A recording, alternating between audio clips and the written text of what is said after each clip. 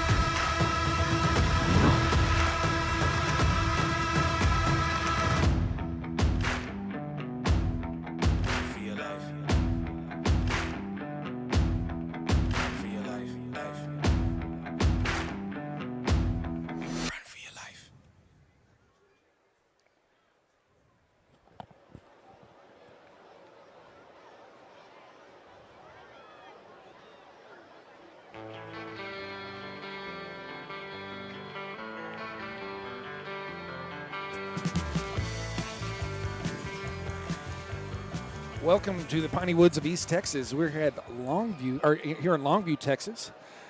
Longview High School, Lobos Stadium. Lobos Stadium, that's just what I was about to say. About almost 2-hour drive out here to Longview, Texas to take on, Brandon, the #1 team in the state in 5A, the Longview Lobos. Yeah, it's quite the district, right? Because right behind them in the #2 spot is Lancaster, which we'll see next week. Who those two faced off last week against each other. Longview coming out ahead 21-13, if I'm not mistaken. Yes, 21-13. Longview, who is 5-0 on the season, 2-0 on the district. They beat Lufkin 56-7, and like you said, Lancaster 2 weeks ago, 21-13. The entire district had their bye week, so everybody's nice and fresh and ready to go. Let's introduce folks to the people on our crew tonight. I'm Nathan White, 18 years now of doing Forney Jackrabbit broadcasting here on the SportsGram Network. With me doing play-by-play tonight will be Brandon Krauska. Ben Webb is going to be doing the camera features. And then we've also got boys basketball coach Bart Holloway here in the booth with us as well. So hope to bring you guys a fantastic show and hopefully to bring you a fantastic football game in front of us as well. Jackrabbits have not quite made it onto the field yet. We'll introduce them in just a moment and go through their colors and as much as we can about that. Before we do that, how about we get some time to do the James Townsend highlight video? I don't know if we've got what your schedule was for the plan tonight. This will be a look back 2 weeks ago against the game against Lufkin. Very nice one that the Jackrabbits beat Lufkin 41-20-something. I mistyped it on my little form, but we'll be able to look at those highlights now.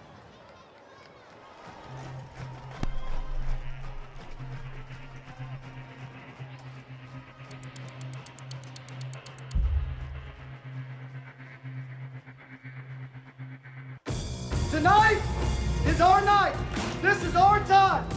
All that sacrifice, holding each other accountable, courageous, all that explodes on the field tonight as we make a statement. This ain't the old Forney. This is the new Forney. The standard is the standard. You play fast. You play physical. And by God, you play for Forney. Stand it up, 3, 1, 2, 3. Lufkin comes in tonight with a record of 3-1. Looking to throw, caught by Ronnie Harrison near the sideline, and he's going to go out of bounds. That's going to be a first down for the Jackrabbits. The snap, looking to throw. This is going to go underneath Will Wimberly. Makes the catch, and he gets another first down. 5-yard gain for Baker. It's going to be Luke, Tank, Negri, and CT right there, standing up those offensive line blockers, not allowing any gaps, standing the running back up, putting him down. Oh, nice. Oh, nicely done. Number 45. Christian Thomas. Into the backfield. They call him CT. Luke Rodriguez, Peyton Negri right there, as well as Landry Hopkins, and they're just not allowing any of these gaps to open up for this running back. Down the middle, Aaron Flowers in coverage, and he gets a hand on it. No way. Oh, they knock it out. Landry Hopkins, number 22, is that Josh Gatlin? Josh Gatlin up to get the tackle for the loss, and that's going to bring that in on a real long fourth down, 4th and 7. Luke Rodriguez and Peyton Negri once again, or that's CT 45, Christian Thomas on the tackle. What a big night those guys are having so far in that D-line.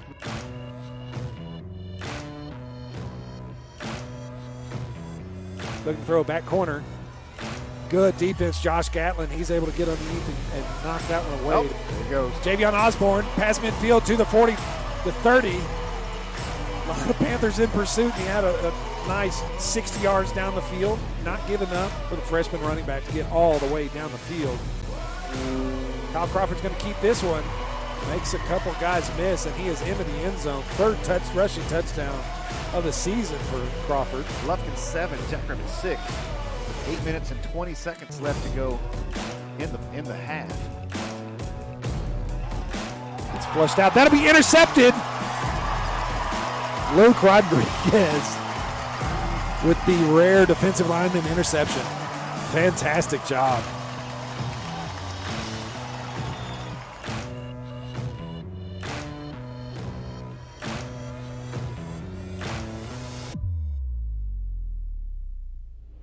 This one's caught by Ronnie Harrison across the middle, and his big gazelle legs are going to get him into the end zone.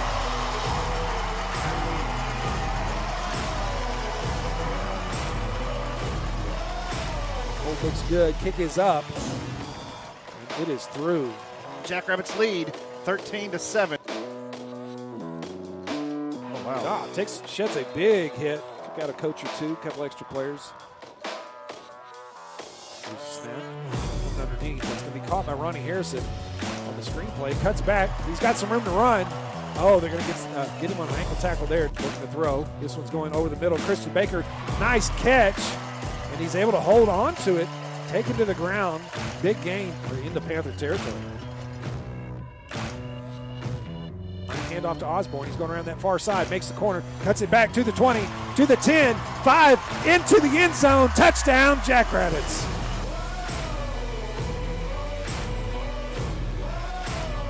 Good. Asher Wall with the extra point is good. Jackrabbits lead 20-7. Snap. Throw. Now it'll be intercepted. At number 9, Seth Hyder. That's his first pick of the year.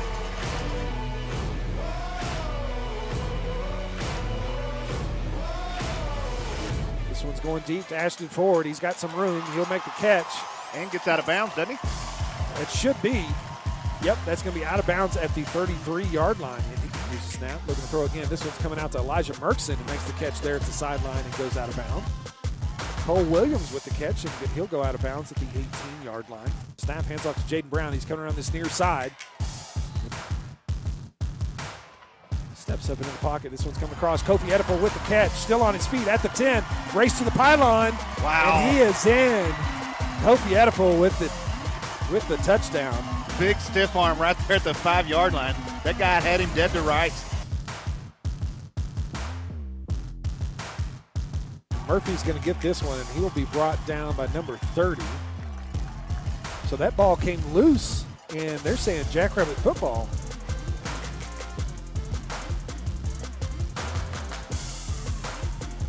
A nice pursuit by that defense. Peyton Negri is going to get this one. They're saying it came out. And the line judge is going to come in and say Jackrabbit ball 2.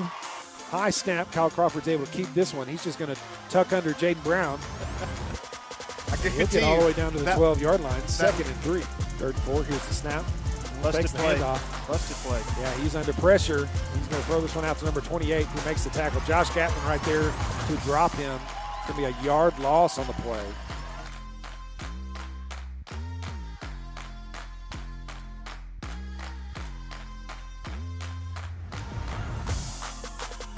Pump fakes. He's going to get hit as he's thrown. That's going to be thrown across the middle.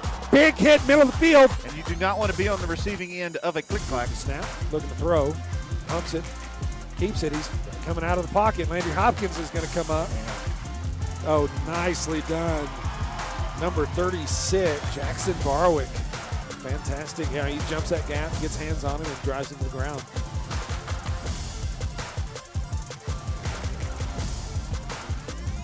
Hands off to Jake Brown. Gets to this near sideline, gets the corner, takes a hit, and is pushing his way up the field. He's looking to throw again. Oh, he's got him wide open. Busted coverage down the far side. Ashton Ford with the catch into the red zone. No. Payne's going to keep it, and he's going to. Yes, touchdown. So into the end zone, 32-15. Pistol formation. This one's going to the corner. That'll be caught. Boston Payne to Payne for the extra point, or for the 2-point conversion. Well, that extra point puts our score at Jackrabbits 34, Panthers 14. Here's the snap. Fakes the handoff to Young. He's looking to throw deep down the middle. Jump ball. To Taylor again, but that's going to go incomplete.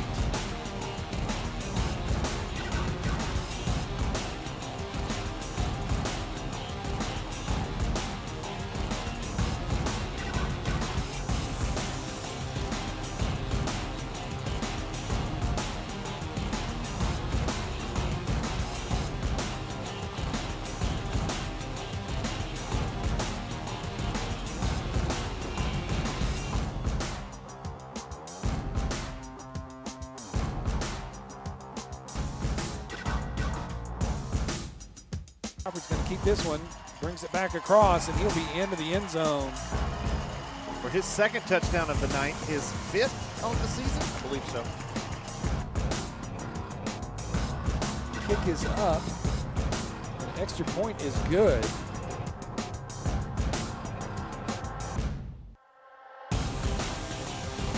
To Taylor. He'll take a big hit from Josh Anusia.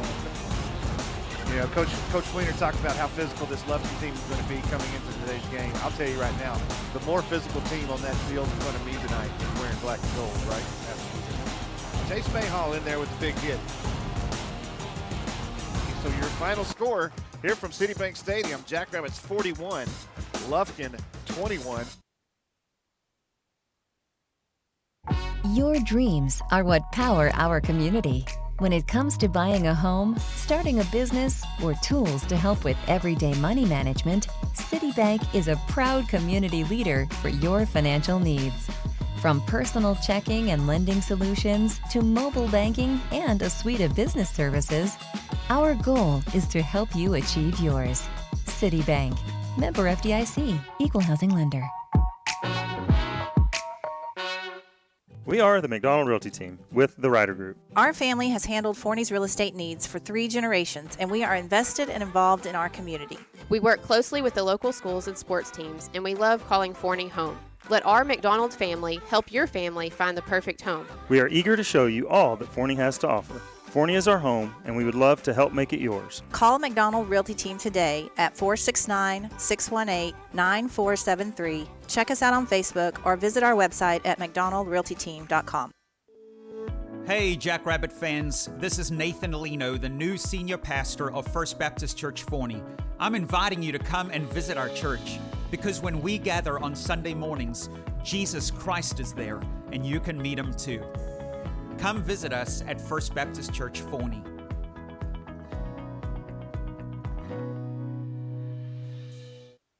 Hi, I'm Nathan Harris with Harris Orthodontics, and I'm a proud supporter of Forney High School football. Please visit us at either one of our locations in Dallas or Forney. Call or text us 214-528-6116. Go Jackrabbits! Need an experienced lawyer that knows how to win? My name is Richard Stuckey. I've fought for injured people against big insurance and major trucking companies for over 18 years. I'm board certified by the state of Texas in personal injury trial law. I've dedicated my practice to helping people. Just like our Jackrabbits are fighting their hearts out on the field tonight, I'll fight for you in the courtroom. You can call any lawyer out there, but if you want to win, call me, Richard Stuckey, StuckeyLaw.com.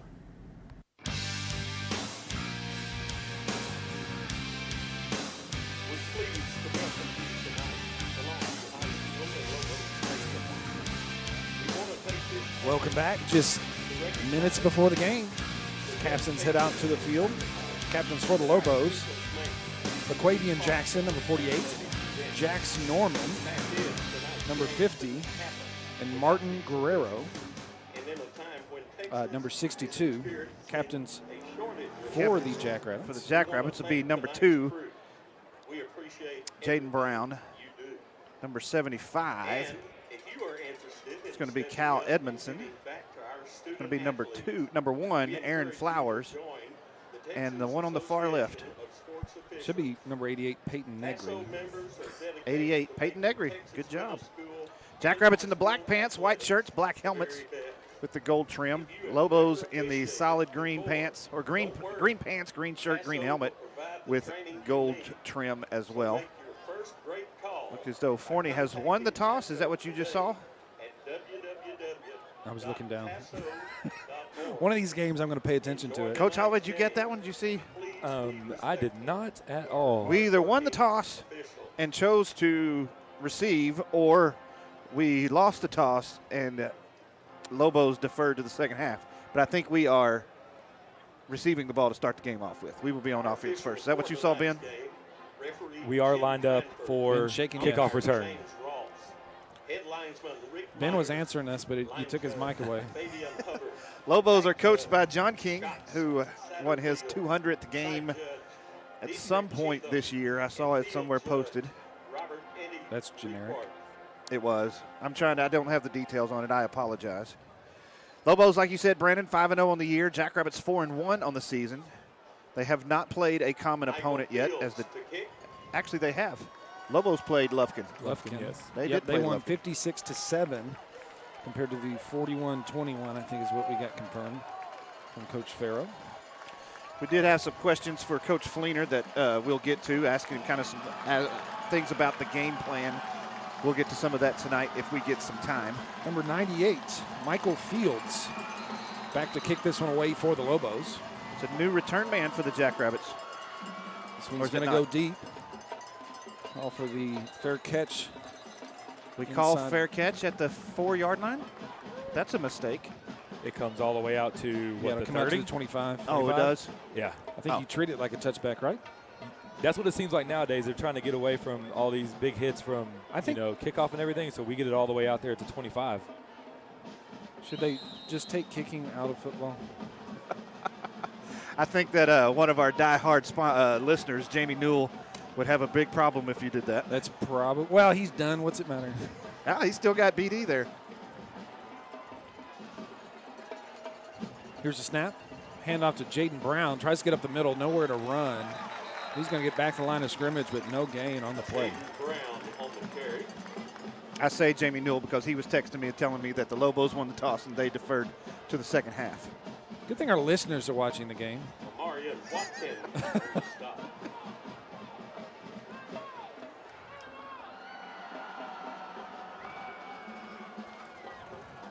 Also part of our crew tonight, we got Matt Crest, who was not able to come tonight, but he is watching the game and will be keeping stats for us as we go along.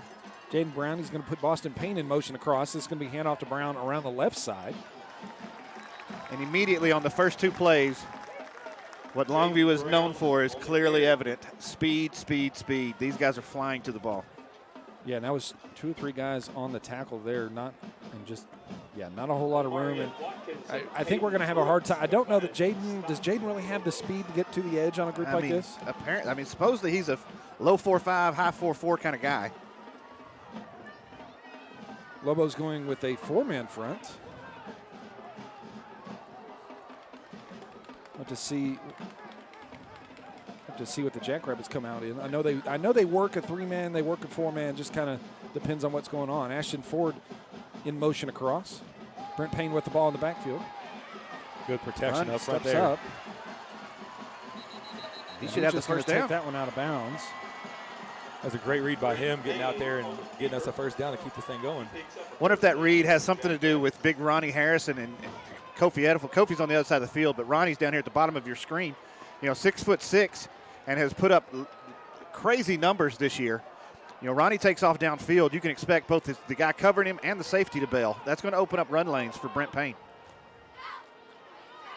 Ashton Ford in motion across. Ronnie Harrison by himself. Brent Payne's going to throw this underneath Kofi Edifel. He's going to go through his hands and fall incomplete. Can't have drops, though. Not whenever you're going up against the #1 team in the state. Drops are going to be very, very crucial. And, I mean, it's a little high there, but it looks like he's looking to get up the field before he gets that ball. Yeah, just pregame jitters. First ball his way. Kofi's not going to drop a whole lot. Cole Williams, the slot receiver on that far side, along with Kofi. Ronnie Harrison on the near side. Brown in the backfield. Boston Payne's the H-back. Williams in motion across. Here's the snap. Hands off to Jaden Brown. Gets a little room around this end. Plows a guy, and he'll get knocked out of bounds at about the 45-yard line. Seeing difference in tonight's game versus weeks past. Jaden right there has in the weeks before breaks that one right there, sometimes all the way to the house, but definitely 20, 30 yards downfield. The speed of this Lobo defense is what's going to allow that to just be a 5-6 yard gain instead of a 25, 26 yard gain. 3rd and 3 at their own 45-yard line.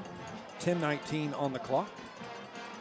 Got 84 Christian Baker in there at tight end, and Ronnie Harrison lined up inside on the other side, on the top side of the screen. Snap, little toss to Ashton Ford. And that's going to get blown up in the backfield. Tackled for a loss, and it's going to be 4th and 4. How about that? It's a new play for the Jackrabbits, something they haven't ran all year. Little speed sweep with the lead blocker out in front, and just penetration on that on that side of the defensive line for Longview. Took away all the open gaps and any room that they may have had. Now Kofi's going to have to come in and punt the ball away. Willie Nelson back. No way. To field the punt. Man, that guy's got to be 70-something years old now. Looking good tonight. But I'm going to have a ton of references Kofi now. Edifel is going to punt this one away. Nice end over end. Nelson's going to catch it. Brings it up. Makes some guys miss, and he's going to get up that far sideline. And goodness gracious, a negative net punt there is not what the Jackrabbits are looking for. Not a whole lot of hang time on the punt. Very low, end over end, kind of. Not sure if that's going to be the strategy or not, but I mean, and definitely what happened on that one. He caught it in traffic too. I think a lot of times, maybe in this season, that we've gotten that close to a punt returner, they'll call for a fair catch, but he was turned on the Jets. Lobos on the ball quickly. Jackrabbit defense still trying to get out and get set. Going to have to keep an eye out for number 8, Jalen Hale. This is going to be a handoff to Tatum. Going to make a guy miss and be brought down by number 40, Landry Hopkins. Yeah, Flowers was there, set up first to kind of, number 1, make a tackle. Number 2, forced him back inside. Did his job on the second one, but wasn't able to get anything on him to slow him down. Well, we started off with a 3-man front, but looks like we're already switched up to a 4-man front with Caden Sanders coming in to play end. Double tight end set for the Lobos. 2 wide receivers on the far side. Fakes the handoff. This one's coming across the middle. Yeah, and that's going to be a flag. Got there a little early. Late flags coming in from behind. Yeah, it was. Trying to get it to that number 8, Jalen Hale. And that is the Alabama commit I know I've heard a lot about coming into this game. He's coming off the field for some reason. Because he didn't catch the ball. Pass interference, number 1, defense, spot foul. So pass interference on Aaron Flowers is going to give the first down to the Lobos. Move the ball downfield. That seems to be a trend in football now. You run a hard route, you get targeted, and then you come off the field because we need a break, I guess. Right. Fresh set of downs at the Jackrabbit 18-yard line. 8:50 on the clock. Double tight end set again, along with a 3-point stance. H-back there. Here's the snap. Handoff to Tatum. And he'll run into some traffic there. He's going to get 2 or 3 yards. Yeah, Seth Hyder came in and hit him in the backfield. I don't know if Seth was – oh, sorry, that's 5, not 9. Easton McMillan. Yeah, Easton McMillan came in and hit him in the backfield, but he had so much steam because, like Coach Fleener talked about, they're going to line up 8 yards back and hit that line of scrimmage with a full head of steam. Right. He falls forward instead of Easton being able to stand him up and bring him down for no gain. Here's some old power eye for you. 2nd and 7. Hand off to Tatum again. He's going up the middle, and he'll be Good brought. job. Who is that? That's Landry Hopkins. Yep, Landry Hopkins is going to shoot that gap and get nice form tackle on Tatum. Tatum, another one of the highly ranked recruits coming out of Longview. He's a junior, 5'11", 200 pounds. You know, it's unfortunate that we rate these kids based on their recruitment, because I'm going to tell you right now, number 40 on the other side of that ball for the Jackrabbits at linebacker, he hasn't committed anywhere, but he's the best football player I see on the field right now. And he's all over the place. Landry Hopkins, who has 53 tackles for the team. Second place in tackles is 38 with Kai Kennedy. Right. So timeout on the field. We'll take a timeout here in the booth as well. You're watching Jackrabbit Football, brought to you by the Forney High School Touchdown Club here on the SportsGram Network.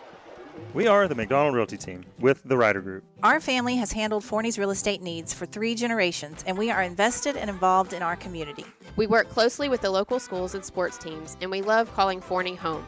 Let our McDonald family help your family find the perfect home. We are eager to show you all that Forney has to offer. Forney is our home, and we would love to help make it yours. Call McDonald Realty Team today at 469-618-9473. Check us out on Facebook or visit our website at mcdonaldrealtyteam.com.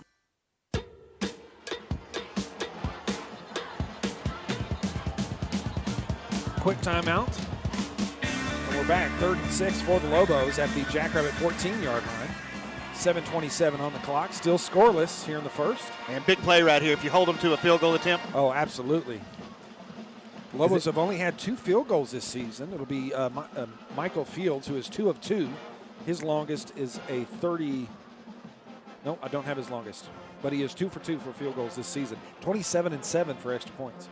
Is that just me, or did they call timeout but did not give a timeout, and they came back on the field really quickly? It did seem like they came back real fast. That's what Fleener's up there talking about, like, what are we doing? They just got a free chance to talk about it all. Right, still three timeouts for each team on the scoreboard, so we'll have to see how that plays out. Double tight end set, under center, power I, look, hand off to Tatum. He's got a hole, and he is into the end zone. Lobo touchdown.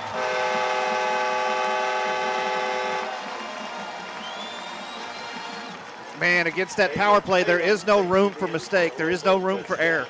And then Longview hits it so quick and so fast that they'll expose any mistake that you did make. On that one, I see Hopkins over there hollering at the referee about how he was held on that play. It's the first time I've seen the kid get blocked all year long. He may have an argument, is what I'm saying. Fields in the kick. 14 to hold. Kick is up and good. And Michael Fields going after is good. You have to watch that crowd, Mike. They got the PA speakers are awful loud. But Lobos strike first, 7-0 here in Longview. You're watching Jackrabbit Football, brought to you by the Forney High School Touchdown Club here on the SportsGram Network. Hey, Jackrabbit fans. This is Nathan Lino, the new senior pastor of First Baptist Church Forney. I'm inviting you to come and visit our church, because when we gather on Sunday mornings, Jesus Christ is there, and you can meet him too. Come visit us at First Baptist Church Forney.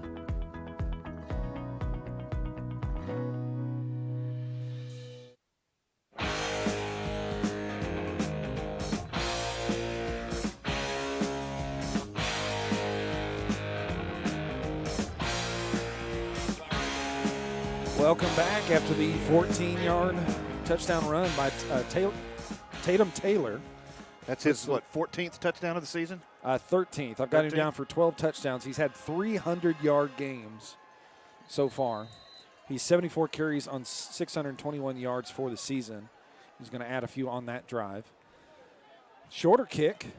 We're going to call for a fair catch again there at the 5-yard line. Looks like there may have been a few run lanes on that one. I'm sure the coaches next door to us saw that as well.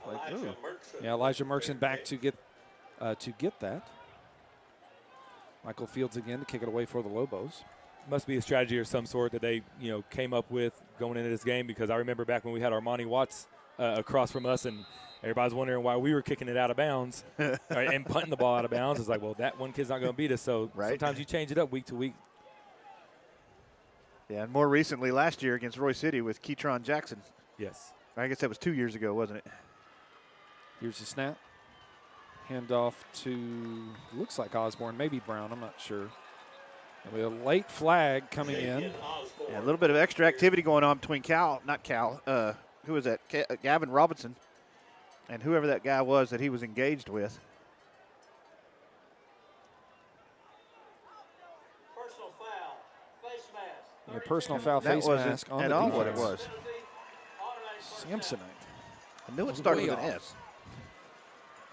So that's positive yards for the Jackrabbits so far, and we'll take them. Best play for the Jackrabbits so far. Fresh set it down, 1st and 10 at their own 40-yard line. 7:09 on the clock here in the first.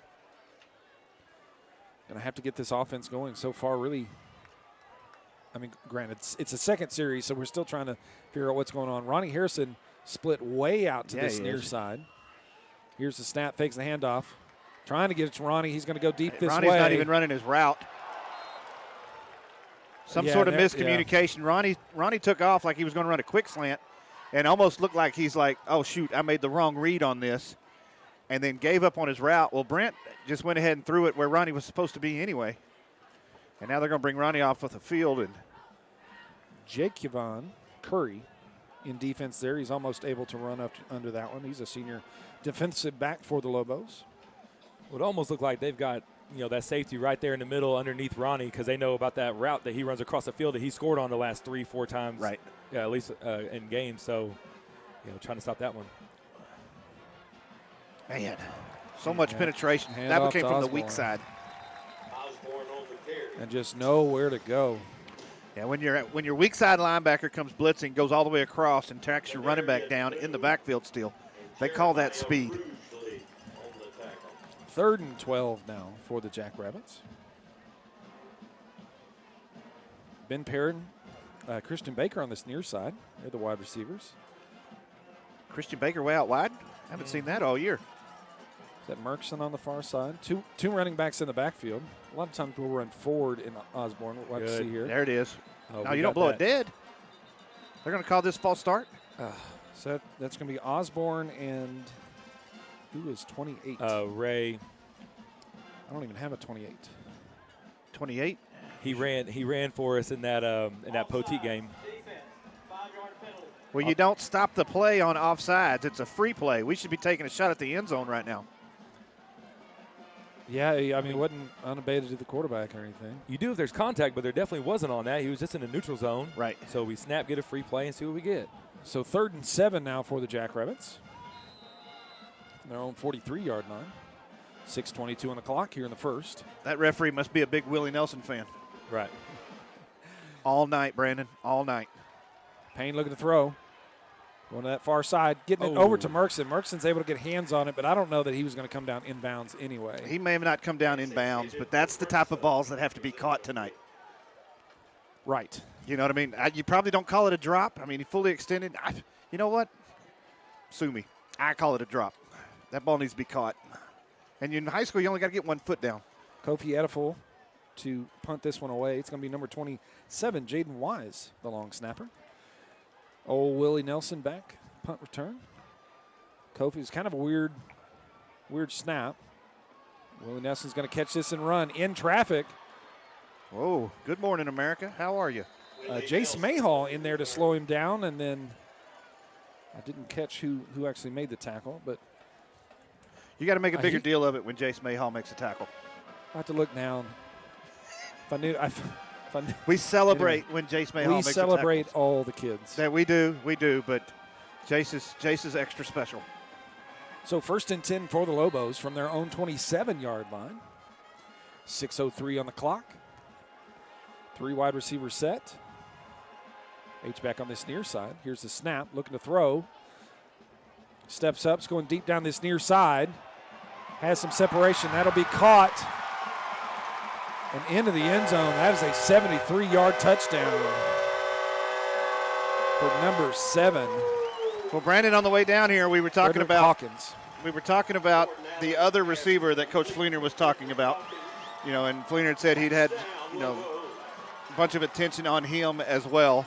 You know, we were talking about Flowers having a big matchup on the Alabama commit, Jalen, whatever his name is. And we were like, who are they going to put on the other receiver? Well, the answer is Josh Gatlin.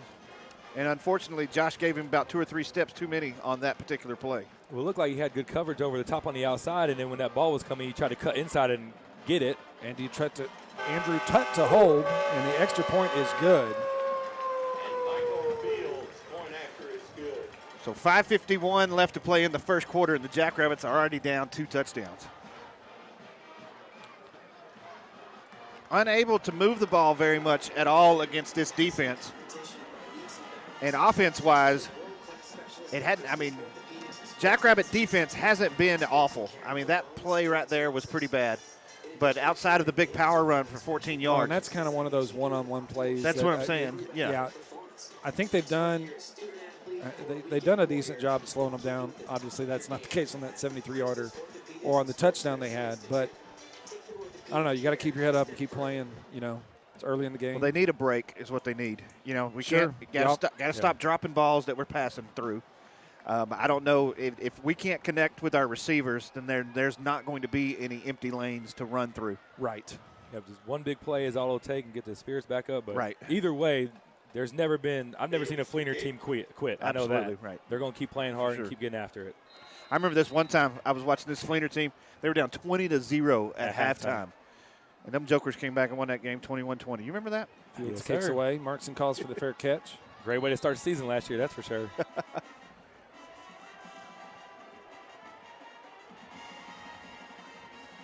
I don't like that we keep calling fair catch on the kickoff return. Maybe it's to lull them into thinking we're going to do it all night long and then gash them one time. That would be crafty. Yeah, that's what I was kind of thinking if they ever kick it to Osborne maybe. I mean, Merck can run too, for sure. No doubt. Hearing in from Campbell Anderson, Mississippi. He's saying the broadcast on, look, it's a 7:30 kick tonight, not a 7 o'clock kick. Right. I think that's maybe what got people a little goofy from most of the season. Football's been played at 7:30 since the beginning of football. Here's the snap. Looking to throw. This is coming across the middle. Ooh, that one was behind Ford. I have to say, that one, I'm not going to put that one on Ford so much. That ball was back over that left shoulder. Crawford in at quarterback now. Good call. Caden Brooks in defense there for the Lobos. To see Crawford, who's had a decent season, he's not thrown nearly as much as Payne. He's 17 of 27, 291 yards, two passing touchdowns. But it's also 4 rushing touchdowns. 4 rushing with 136 yards on 21 carries. 2nd and 10 from their own 25. False start will be called against the Jackrabbits. My mom would yell traveling. So when I came home the other night, my wife told me that she wants to travel. And I was like, well, go pick up a basketball and take 3 steps. Take off running. It takes at least 5 these days. Oh, it does take 5 nowadays. That's right. The first one was a gather step, guys. It's a gather step, and then you get 2. It wasn't a gather step 20 years ago. Even though, yeah, it kind of was. We're getting old. 2nd and 15. Here's the snap. It's going to fake the handoff to Jaden Brown. Crawford's going to try to keep this one, but did not fake off number 55, Shepard, who makes the tackle in the backfield. Is going to back the Jackrabbits up another 3 yards. So 3rd and 18 from their own 17. Yeah, I have some linemen in class, and I was asking about the D-line, and I was asking, and he said they're good. And I'm like, well, are they big? And he's like, they're not overly big. They're just very quick. Very quick, very athletic. Right. And so you can see that as they cover all these different angles.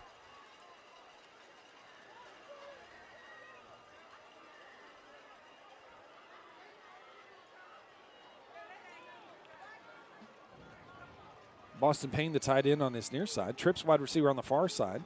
Kyle Crawford step backs. This one's going deep. Up to Merksen, and that'll be undercut with the interception for the Lobo defense. He's coming up the far sideline, cuts it back towards the middle, still shedding tackles. That'll be number 6. Is it 6? He's actually brought down by Boston Payne at the end of that. Willie Nelson with the interception. Man, I got to tell you, that's like the last thing. The first thing they needed. I'm messing up my reference. The last thing we needed. But there's a Willie Nelson song that I'm trying to work in here, and I've messed it up. So put a big X on it. Nate blew it. Nate blew it. Abandoned ship. I moved to Texas in '96, so I can't help you out too much on that. I will tell you, you've got a fan back at home, Eric Wicker, talking about how your voice sounds like absolute butter right now. Nice. Like frying butter, or what kind of butter are we talking about? No, the one that comes in the foil packet, kind of frozen too much. Jet sweep coming across. He's got room, still on his feet. I think that's Jalen Hale. Yeah, that's the big kid. Yeah, he went down a little funny at the end of that. I was kind of worried because he kind of locked his hip up as he was going down. He gets up without a problem. 1st and 10 now from the 14-yard line. 4:19 in the first. Double tight end set for the Lobos, I formation. Tatum in the backfield. Quarterback looking to the side. Did they change the play real fast? Put the stretch Hand to off the outside. Tatum. It's going to be a turn on the quarter, spin move, and he's going to be into the end zone again.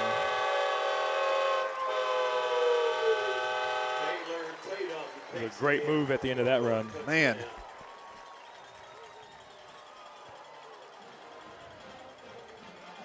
I mean, pretty safe to say, holy cow, this is a good football team we're playing tonight. I'd say because the Jackrabbits are a good football team, too. Yes, they are. And, they're setting those blocks on the inside. When you're trying to get somebody who's getting recruited all over, one-on-one outside, that's a tough. Oh, it's a fake. They're running the fake. That'll be the fake. It'll be complete to number 81. Yeah, that didn't look like a spur of the moment thing.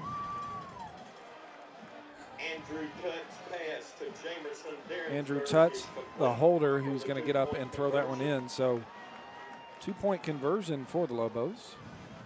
Puts our score at Longview 22, Jackrabbits 0. You're watching Jackrabbit Football, brought to you by the Touchdown Club here on the SportsGram Network. Hi, I'm Nathan Harris with Harris Orthodontics, and I'm a proud supporter of Forney High School football. Please visit us at either one of our locations in Dallas or Forney. Call or text us 214-528-6116. Go Jackrabbits! Woo! Need an experienced lawyer that knows how to win? My name is Richard Stuckey.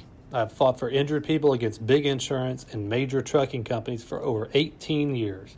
I'm board certified by the state of Texas in personal injury trial law. I've dedicated my practice to helping people. Just like our Jackrabbits are fighting their hearts out on the field tonight, I'll fight for you in the courtroom. You can call any lawyer out there, but if you want to win, call me, Richard Stuckey, StuckeyLaw.com.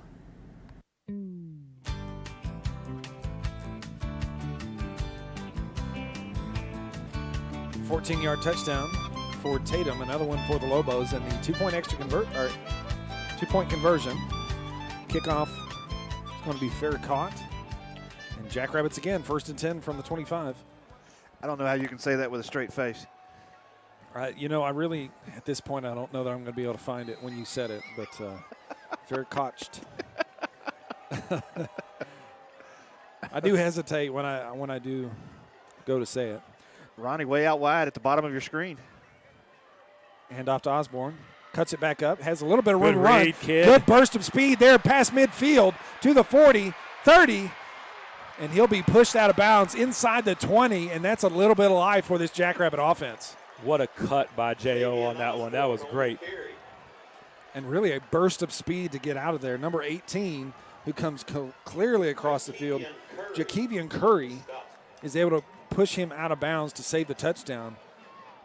Yeah, he's not just. And he's coming from the near side corner. Yes, to catch him over That's there. the farthest pursuit angle you got to take. But I mean, J.O.'s not the most just outright fast kid, but his cuts and his burst of speed coming out of those cuts are pretty impressive. They really are. 1st and 10, knocking on the door at the 17-yard line. 3:44 on the clock. Hand off to Osborne again. He tries to go in the middle. He tries to bounce that out, but he's got ends up getting contact in the backfield. He's going to get back to the line of scrimmage, so no gain, 2nd and 10. Yeah, it takes so much of this offensive line to keep these guys manned up or kind of engaged with the guy they're intended to be going up for, because the one that you've got right in front of your face is so quick and so fast that it doesn't allow you to make it to that next level. Here's the snap, fakes the handoff. This is going out to Ashton Ford. Good blocking, Ronnie. They're going to call a hold on him. Yeah, he was too good. He was blocking well before Ford got that one. Maybe not. Maybe it's a face mask. I mean, they threw the flag late if that's what it is. But I feel like when I looked up and saw Ronnie. It was really good blocking, and then, when Maybe the kids started to they're go talking away, about this. we'll see. I think were there 2 flags that came in, so they need to talk about it.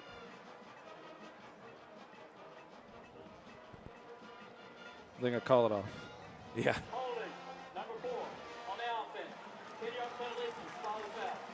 Okay, so that's going to be a spot foul from the 10-yard line. So actually only a loss of 2 when it comes to the line of scrimmage. So not as bad as it could have been, but definitely not what you want. So we keep the down. So it's 2nd and 13 now at the 20-yard line. Just over 3 minutes. Here in Longview. Here's the snap.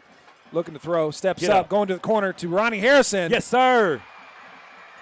Signaling that touchdown. Who makes the catch, and there's a flag in the end zone, which would seemingly be on the offense since they didn't. He's not going to call a push off, is he? Only in Longview would you get that call. Right. I mean, you expect it. You're the big dog in East Texas. Right. I get it. We talked about that with the freshmen last night coming here. You're not going to get anything. But, man, what a great catch. What a great throw. I was looking down. Was it a lob up in the air for Ronnie to go get, or what was it? Yeah, I mean, he ran by the guy. I don't know how you. Ran under it, over the shoulder what catch. What are we going to get? Was inbounds. Didn't signal touchdown. I mean, unless he's out of bounds when he makes that catch, but I really don't. I don't know what we're looking at here. Touchdown. We're celebrating. Oh, did they just show a replay on the scoreboard? Maybe. Oh, probably. Okay. There we go. It's like these officials couldn't believe it. How did Forney score a touchdown against Longview? Well, I don't get why the guy that throws it, you got to signal one way or the other, either no good or touchdown, so that we can know what the penalty is, what to do with it afterwards. That was unusual. Right, I mean, if I'm their coach, I get why he's trying to have a conversation like, what were y'all talking about then? Right. This is the thing. This is a crew that Coach Fleener and them have never seen before, and I'm sure that Coach King over here has these guys, every home game, knows them by first name, and kind of knows what to expect from them. I mean, apparently, Coach King said this is one of the best defense, if not the best defense he's ever had in all of his years here. Really? So, for us to put up a touchdown is a great thing, and hopefully we got more to come. Well, I mean, we've got some daggum weapons, and Ronnie Harrison is every bit of the Division I recruit that I've ever seen of any of these kids I've watched for all these years. Yeah, to me it looked like he was just doing good to get past the defender, and I never saw any kind of a separation. He just kind of, it was one of those that Brent Payne is able to throw. Well, this just makes you the nervous. right spot. This makes you nervous right here. This is Wall, isn't it? This isn't BD. No, this is BD. No, the nerves are about the conversation that's happening. Oh, right. They talk to the opposing coach. Now we're having a big conversation after we just had a lengthy conversation. And Coach Fleener's just over there in the dark. They still haven't put the Jackrabbits points up on the scoreboard yet. Well, they did. Yeah, they did. There's that 0 to the left of the 246. There's a lot of numbers over there. That might be the play clock. Is that what that is? Yeah. I'm not 100% sure. Okay. I would say so. I might be making that up. We can go with it. I make stuff up all the time. Matter of fact, on the way down here, I made things up like 4 or 5 times. Holding on the defense. Touchdown. Nothing is assessed on the kickoff. Go for the try. Yeah, you decline the penalty and the touchdown counts. I don't know what they were talking about assessed on the kickoff. How did it go from pass interference to holding though? BD Newell into kick. Preparing to hold. Kick is up. That one comes out low, but it will be good. So 7-22. Jackrabbits making a little bit of noise. You're watching Jackrabbit football, brought to you by the Forney High School Touchdown Club here on the SportsGram Network.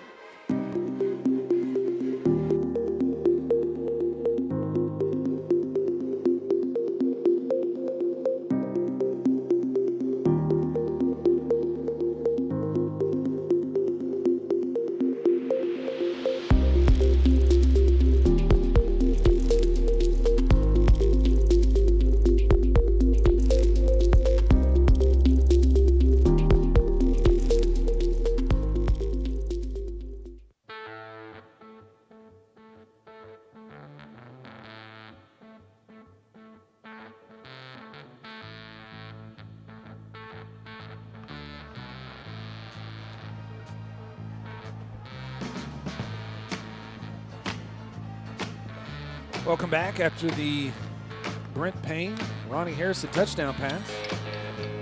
What are you doing? Because I've managed this, and you did it. Well, you know, when you're talking to Coach Farrow. This is Holloway. Holloway. This is Coach Hollowell. You were not the That's first, bad. nor will you be the last That's bad. to do that. We know have you're been the Holloway. head coach the exact same amount of years here. You at had Forney me High flustered School. because you're doing this, and you got me when you're talking to other people when the broadcast comes back. I'm wearing his pullover, so This you know. is true. There you go. And he's only sitting right over there. Is he over there? Nah, he's on. I the saw him field. earlier. Yeah. Oh, okay. He was up here earlier. We lined up for an onside. We're all lined up for an onside kick. Yeah, we are. 2:46 in the first. Asher Wall Little with the sky kick. Kind of a goofy. That'll be caught Yeah. at the 28-yard line. They're going to bring this one back. There you go. Good coverage. Is that Jace again? That Jace Mayhaw with the tackle. Yes, it was. Yes, it was. Stepped up on Willie Nelson and said, "Hello, Walls." That wasn't Willie, though. That was Willie who wrote it. That wasn't Oh, Willie. that who wasn't called Willie it. that brought the ball back. Come on, you got to wait. Thought you That were was, saying, yes, Sublet. Farron Young sang the song, but Willie wrote it. I was with you. But that wasn't your argument. That wasn't was, Willie. We'll try again. What a great reference, though. It was awesome. It was It good. was a great reference. Whoever thought of that? Whoever thought of that is a genius. Absolutely. First and 10 for the Lobos from their own 30-yard line. 2:40 on the clock. Hand off to Tatum. He's going to bounce this one outside. Oh. And then we're just going to push him out of bounds after the 40-yard line. So that's going to be a first down for the Lobos. Josh Gatlin with the tackle. Yeah, we got to do all the little things. Like you said, no drops, no shooting yourself in the foot penalties. When you make contact, we got to make the tackle. Right. We got to give ourselves the best chance possible. Right. Because we're good enough to do it, to Yeah. make some noise and to make this a game and give ourselves a chance. We can't go falling off at Tatum when he, gets a little bit of separation. Tatum in motion. Allen is going to throw this one across. That'll be caught. There's going to be a flag in the backfield. And okay, it's going to be, looks like it's going to be holding. Jalen Hill with the catch. Yeah, I thought it looked like we had some decent penetration up front by our front line guys like Luke, and that's who's lined up across who they called the holding penalty on. Is that the first penalty of the night against Longview? Besides the defensive holding that was waved off, yes. And the offsides that Right. shouldn't have been A the dead whistle ball. blown. Right. So first and 20. I still can't believe I called him Coach Farrow. That's ridiculous. It's better than the guy that used to call him Hollowell. This is true. Coach Hollowell. 2:17 on the clock. I formation, double tight end. Oh, a little draw play. Here's the snap. Tatum in the backfield. God, Able he's to cut good. this one outside. All right, Seth. Seth Hyder's going to put some pads on him, but he's going to fall forward 7 yards. Yeah, Hopkins Landry was out there also to kind of cut his legs down. Man, this Tatum kid's good. That's all right. The last time I was on the football coaching staff, we won district in 2008, and there's a sign in the hallway with my name on it, and it's spelled wrong. Oh, is it really? Yes, it is. But you're not bitter. Not at all. Not at all. I haven't pointed it out to everybody that's ever seen it. 2nd and 7 from their own 46-yard line. Minute 32 on the clock. Say what you want to about Coach Rush. Spelling wasn't always his forte. Allen to throw. That'll be caught on the far sideline. He's going to go out of bounds. Number 80. Jartavian Wright. Jordan Allen's pass is complete to Jartavian Wright. If you'll notice over there in the visitor bleachers, the Jackrabbits, you've got a lot of our cheerleaders wearing the black, what's it called, the something for G. Is it stand up? Stand up for G shirts. Garrett Hendricks, varsity baseball player for the Jackrabbits, who led his group 5 rounds deep in the playoffs last year, is about to beginning his last round of chemotherapy in the upcoming weeks. Ooh, this one's going deep. Yeah, and that's way overthrown, trying to get it to Jalen Hale. Jackrabbits tonight, a lot of the fans tonight wearing their Stand Up for G shirts, as well as purple, just color purple on their body. Kind of trying to lift him up as much as we can. We got him listening tonight. I had his dad send me a picture of the 3 of them watching us tonight. So I wanted to send a huge shout out to them.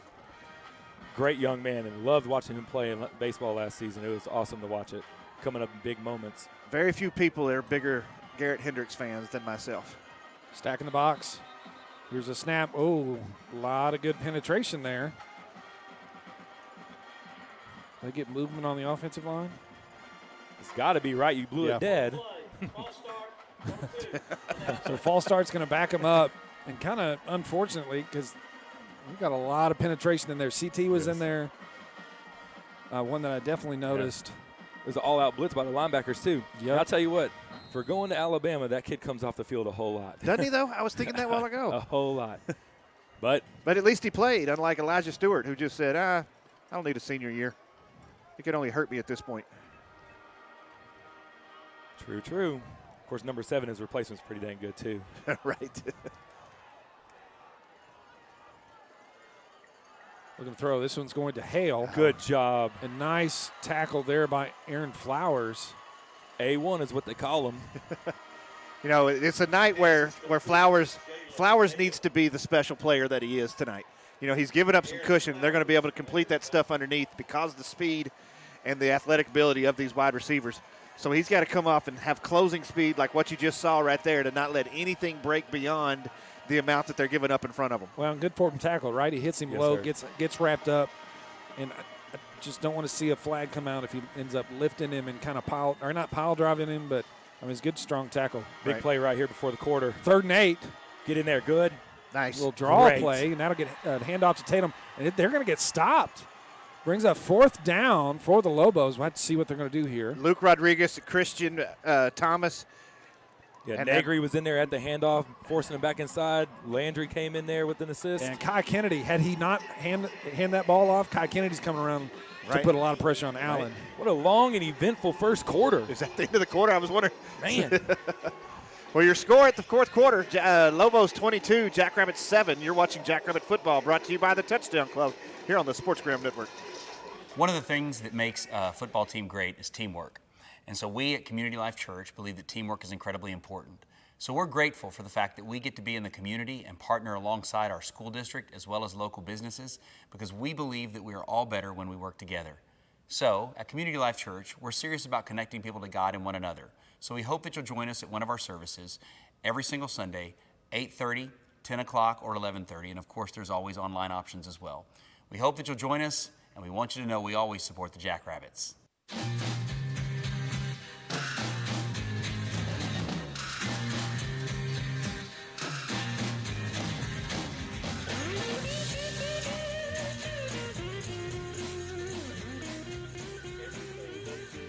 Welcome back. Start of the 2nd quarter.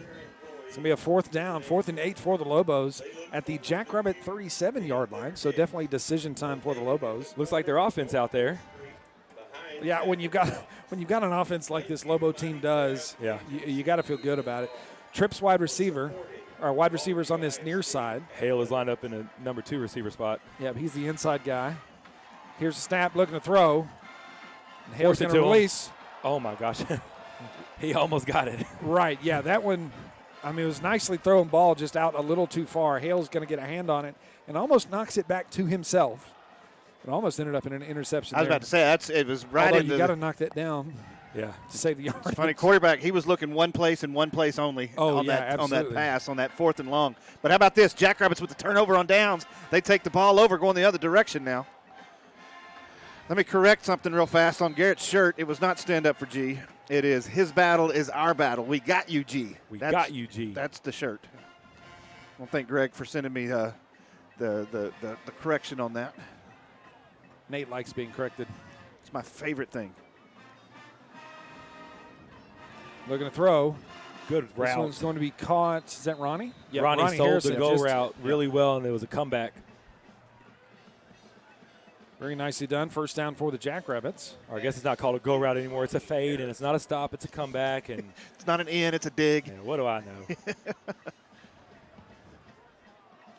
First and 10 from their own 48-yard line here at the beginning of the second quarter.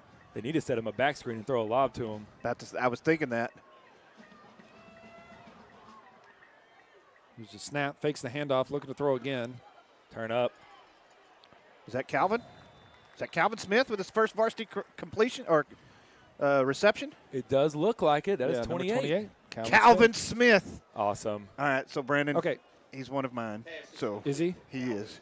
So a lot of love right there. He was a Red Raider, wasn't he? He was not a Red Raider. He was That's a what's Jackrabbit. odd. He was a Ray Elementary. I've known that one for a long time. He was a Jackrabbit that won the Super Bowl against the Red Raiders. He was recruited by me to play football and then snatched up by the Jackrabbits once they realized how good a ball player he was. 2nd and 8.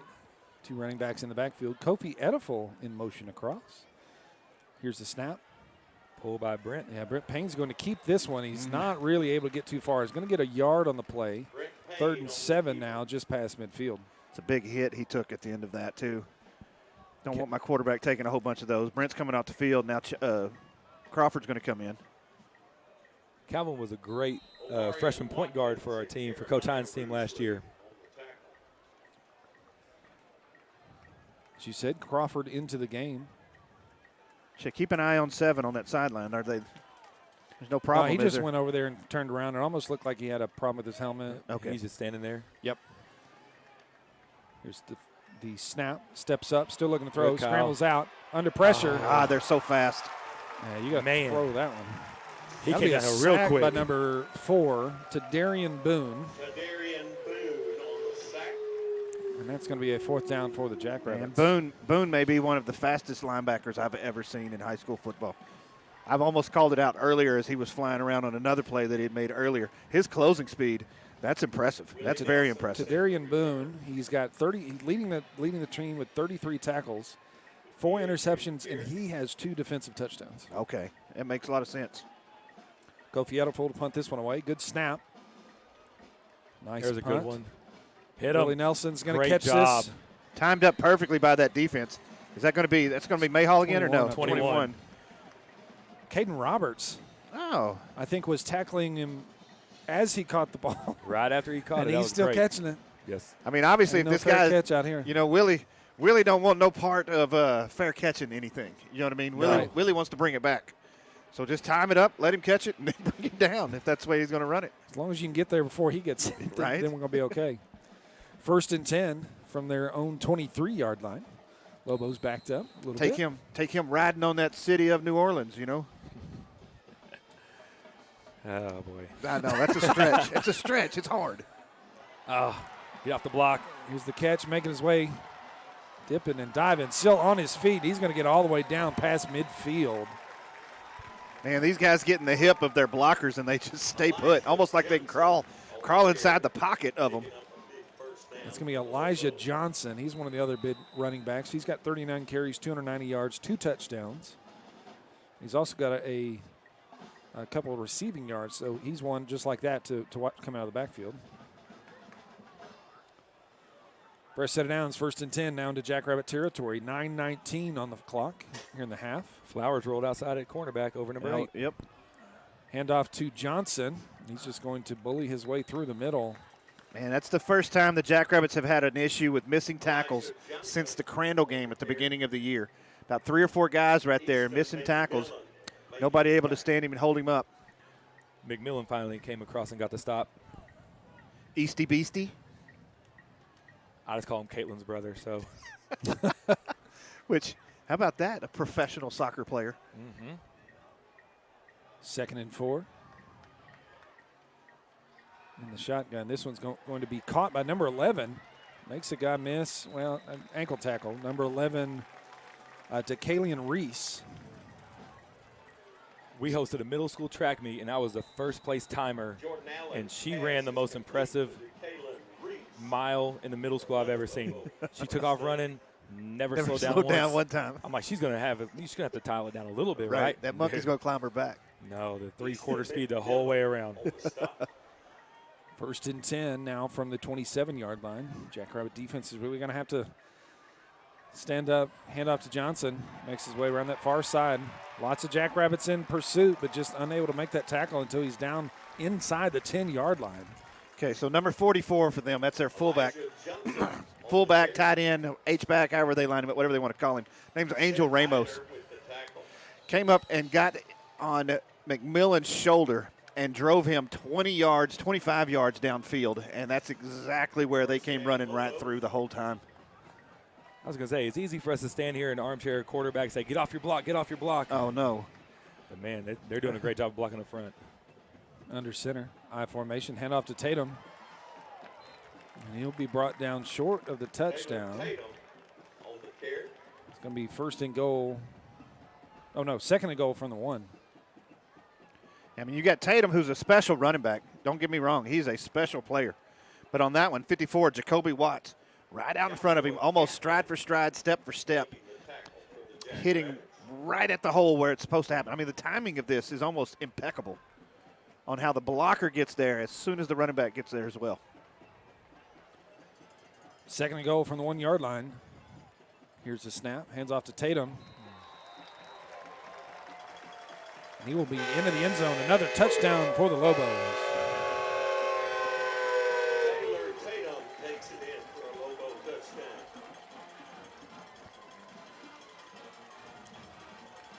I saw Flowers coming off the edge. I thought he was going to get there, and all of a sudden he got clipped by a guy cracking back, stepping into him and hitting his shoulder.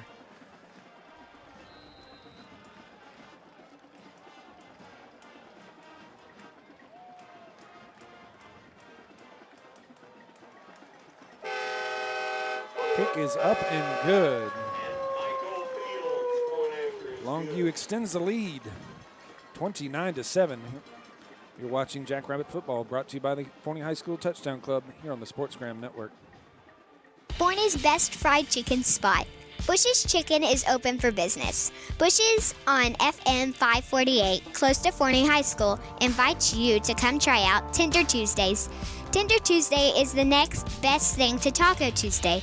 16 tenders, family gravy, and 4 rolls for less than $15. At Bush's Chicken, there is one goal every day, to be the best. Come give us a try and discover your new favorite fried chicken in Forney.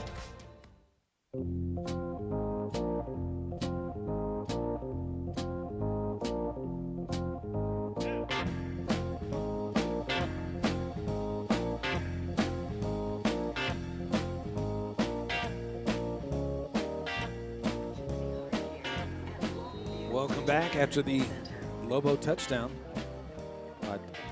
Tatum. Sorry.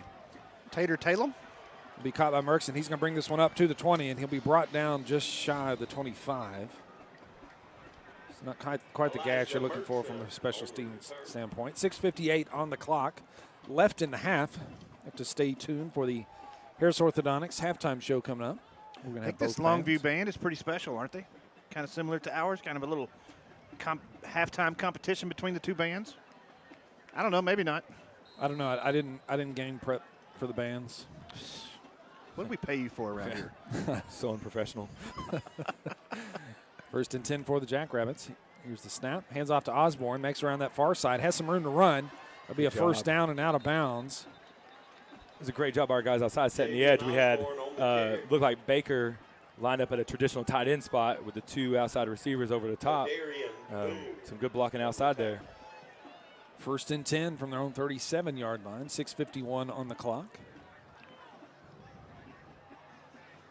Christian Baker, Kofi Edifel on this near side wide receivers. Osborne in the background. Yeah, Merkson or up in the top. backfield.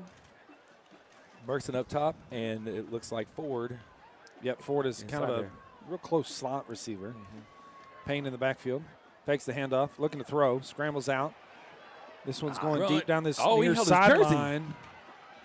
Unfortunately, whatever happens is Yeah, going to they come missed back. that one. Cal Edmondson had a fantastic block, sealed his guy off right here.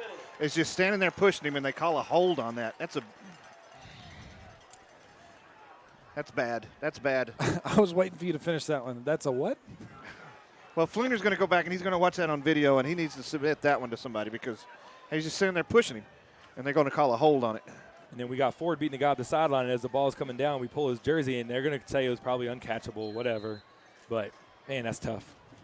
It wasn't that, well, it wasn't that uncatchable. That's for sure. It was definitely closer than the one that was called on us at our place that was out of the back of the end zone a couple weeks ago. Yeah. First and 20 from the 27. Ashton Ford and Jaden Osborne in the backfield with Payne. A little underneath to Osborne. He's got the catch, has some blockers.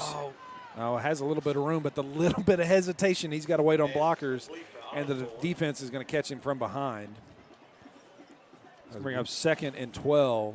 Really close to being a really nice play there. Couple scores across the district. Lufkin and North Mesquite playing tonight. That's tied up 7-7, about halfway through the second quarter.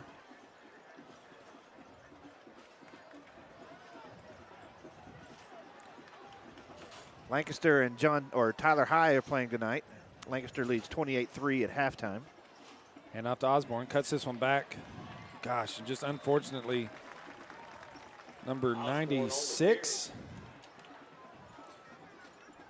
Omarion Watson, able to get hands on him and bring him down in the backfield for a loss.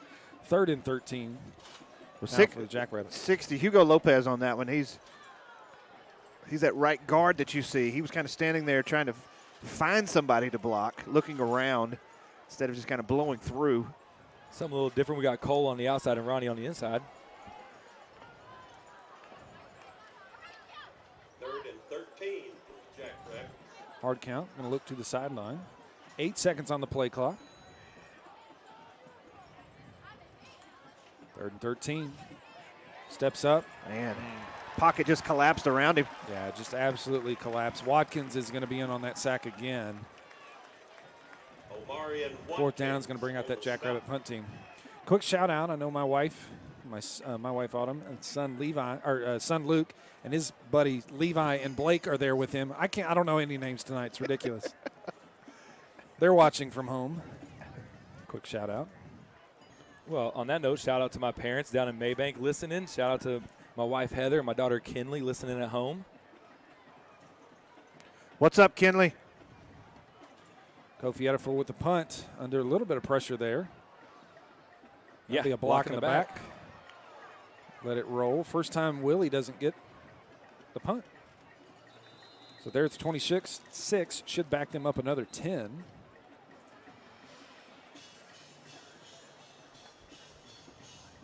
Decent little flip the field there. Yeah, we got a lot of positive feedback over our references to Digital Underground 2 weeks ago, and to Shock G, and nice. So I thought maybe a little bit of Willie Nelson time would get a little bit more feedback. I guess time will only tell. Because the nightlife, it ain't no good life, but it's my life. This is why you don't let your babies grow up to be Cowboys. Yes! Yes!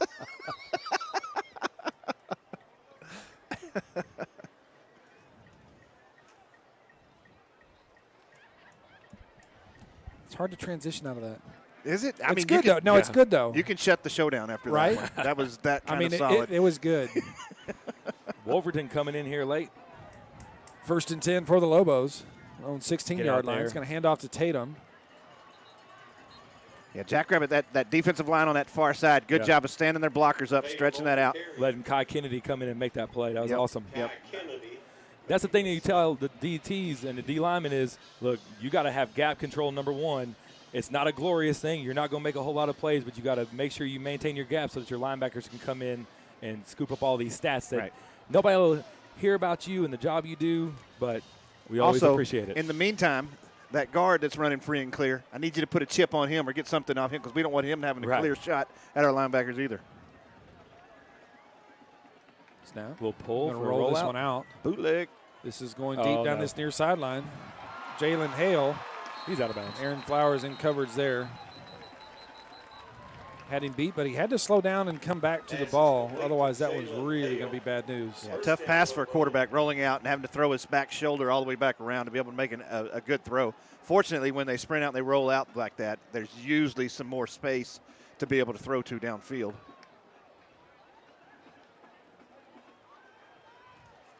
.337 on the clock. Other games going on tonight. How about Crandall and Greenville? Crandall up 24-20 at half, or just before half. Closer than I thought it would be. For real. Burleson and Corsicana. Burleson up 19-14 at half. They threw it to 8, and he stayed on the field. Oh, wow. Kid's really growing as a player. Going back to him. Allen going to throw. Hale with the catch. He's going to try to get up this near sideline. Late flags. That was his arm. They're going to. Not sure what it's going to be called. Wide open field. Anything that would have been bad, you think we would have noticed it? I don't feel like he got his face mask, but maybe he did. That's Brandon Hill in coverage over there. He's the one that made the tackle and pushed him out of bounds. I saw him grab him by his arm and his shoulder and sling him around. That's what I saw. Fleener's saying move it back. So maybe it's going to come out on the offense. Maybe it was offensive pass interference. Maybe Alabama here likes to push off. Personal foul. Face mask on the defense. Wow. Block in the back on the offense. Penalties on set. Repeat the Yeah. How convenient. Face mask. Wasn't he the only Lobo out there? How could that have been a block in the back? So there's a block in the back somewhere in the middle of the field near where he was running, but I don't understand how that was a face mask on Brandon Hill. I don't understand. Do we know that. it was on Brandon Hill? It could have been a face mask inside also. I guess it, but both flags went over there to that area. So you'd assume they're watching that out there. Well, I saw 3 flags get thrown at the same time, so they all saw it together. So it looks like maybe some technical difficulties back at home. I'm going to shout them out one more time. Luke, Levi, and Blake watching from home. Much better. Jackrabbits. Much better on the second time around.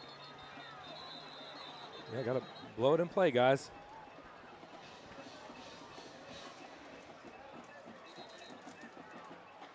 Give me a timeout, Jackrabbits. I don't get how they set the ball and said we're live that quickly. Head soccer coach, Coach Walker, out there doing a great job of standing next to Coach Fleener. We got a timeout on the field, so we'll take a timeout here as well. You're watching Jackrabbit Football, brought to you by the Touchdown Club here on the SportsGram Network. Hey Jackrabbit Nation, I'm Jody Mosqueda with Marathon General Contractors, your hometown remodeling and restoration experts. From roofing, siding, fencing, outdoor living spaces, interior remodels, kitchens and baths, we do it all. From your roof to your foundation, we've got you covered. If you're looking for any improvements on your home, give us a call today at 972-282-0220. For all your home needs, call Marathon GC. Go Jackrabbits!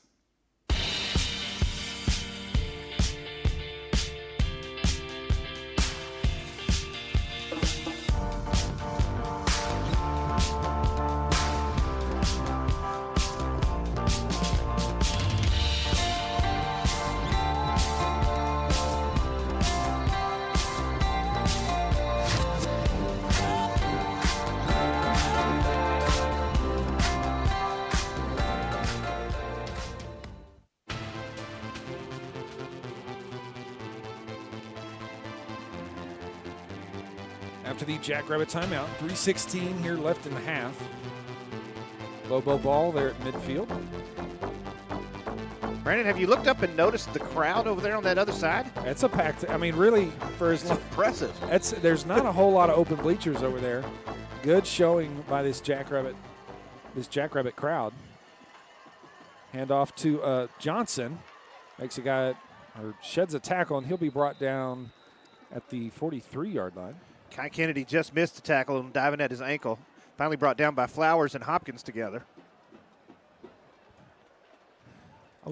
Second and 3 coming up. The last 2 years standing on the sideline, something I've noticed about Coach Fleener is that he does not chirp and bark near as much. I mean, even admittedly I do, but I've just noticed it about him. And so I feel like it's like Coach Pruitt over there at first base. If he's saying something, then there's something to be said. There's a reason why he's talking.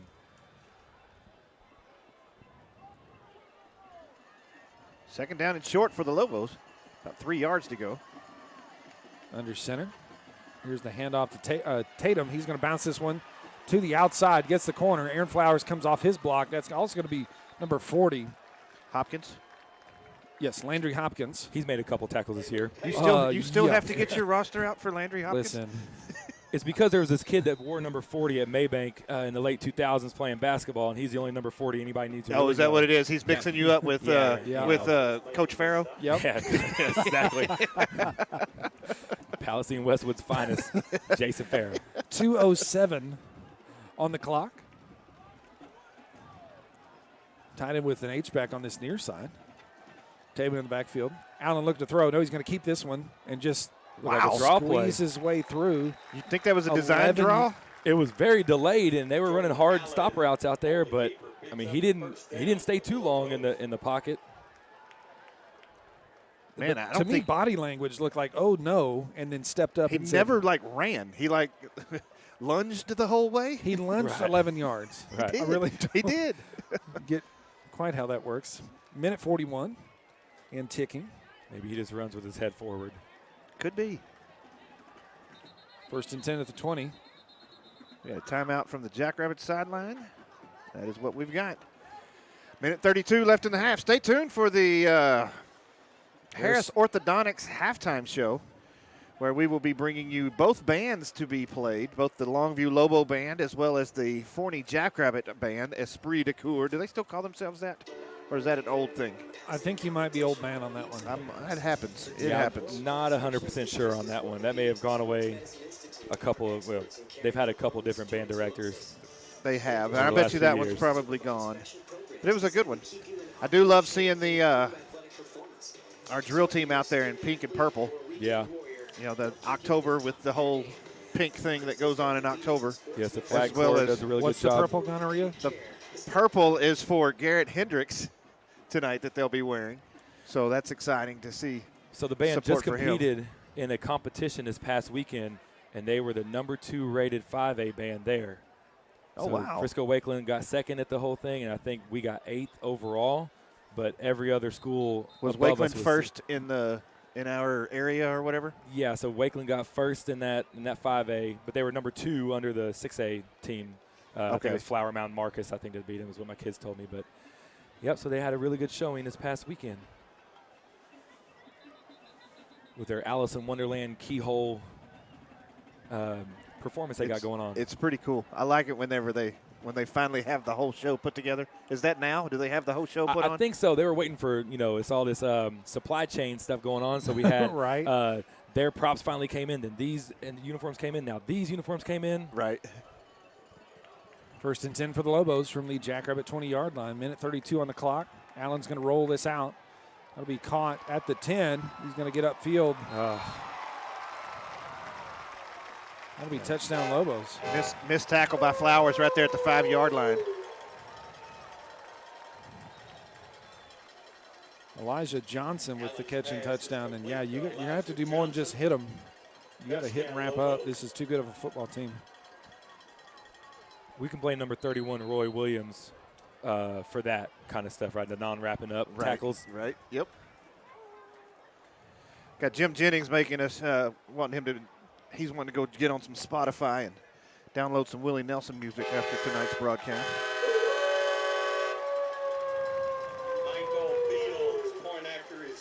Speaking of Spotify, if you're looking for someone to download, go on and download my wife's sister, Laura Lynn. She's released her first song on Spotify. She would love to have your download of her song, as well as going on to her social media and following her as well. That extra point puts our score at Longview 36, Jackrabbits 7, with a minute 22 left to play in the half. Matt is sending me some stats. Let's see what we've got here. Okay, so Ronnie has got 2 catches for 30 yards and a touchdown. Javion has got 1 catch for 8 yards, and that is it receiving-wise.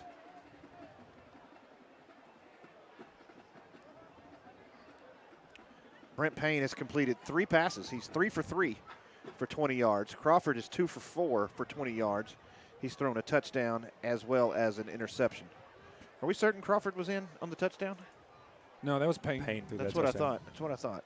They swap them out, and they look real similar. Except for that number on their way jersey. up here. Oh, like you can read the number. Well, Matt's having to do it from remotely, so it's got to be real tough for him. Murkson's going to catch this one on the 5. Comes up at the 20. He's able to shoot a gap there. Now that's where we're anticipating, they're going to fair catch. Finally, they're going to try to see if they can pop one. Yeah, so we've run it out twice to the 24, whereas. But I feel like Murkson's not getting there in a hurry. I don't know what the play is, or I mean, obviously you want blocks to set up. You don't want to outrun your coverage. Well, Merck already showed me the speed that he's got whenever in that Crandall game. Oh, sure. When he left that defense behind in that one. Yes. So until I see that speed again, I'm with you. Yeah, it's a little disappointing to see it, but only sacrificed a yard, right? If he fair catched that, that'd be out of the 25. I got to find that drop. First and 10 from their own 24-yard line. Here's a quarterback in. He's going to step up under some pressure. That'll be Payne. He's kind of running for his life. He's going to get a yard, maybe half a yard there. Number 4 came up with the initial hit again. But that pocket is collapsing quicker and quicker as we go along in this game. I wonder if the fix is to get rid of the ball sooner. Because early we had some success on him taking off, but that success has been gone ever since that first time that we did that. So, if he's trying to get rid of the ball and nobody's open, or is it the fact that he can't get the ball out because the pocket is collapsing so fast? Well, in that one, he can't get the ball out because he's got to step up so quick, and even as he's stepping up, he's taking hits. Yeah. Right, and that's going to slow you down, and it's hard to definitely hard to take hits, and then be able to look downfield too. I know that last year, whenever we were taking on Texas High, which was kind of a similar matchup with a team that was dominantly good with a whole bunch of real good players everywhere. Right. What I told my son, who was the quarterback at the time, is pre-snap. I want you to know where you're going with the ball before that ball is ever snapped. I don't want you to have to wait for 3 seconds or any of that. His basketball coach told him the same thing. Did he? I had a kid one time who was going to be a sophomore on varsity, and he was a JV quarterback, and that's all I ever told him was pre-snap read, throw it no matter what. I don't care. That's probably going to be your best bet anyway. Just get rid of the dang ball. Right. We got trips right down here. This is a new formation. 2nd and 9 from the 25. We got Calvin involved in there. Here's the snap. Payne's Sprint going to out. roll this way, steps back, and again he's under duress quickly. All right, so 2 things I see on that one. Number 1, I don't think that it was an issue with the pocket collapsing, especially since it was a sprint out. It didn't look like we had 3 receivers who had any type of who were on a real route. They all kind of looked like they were just kind of jogging through their route and weren't, trying to catch any separation or, I don't know, kind of a weird play.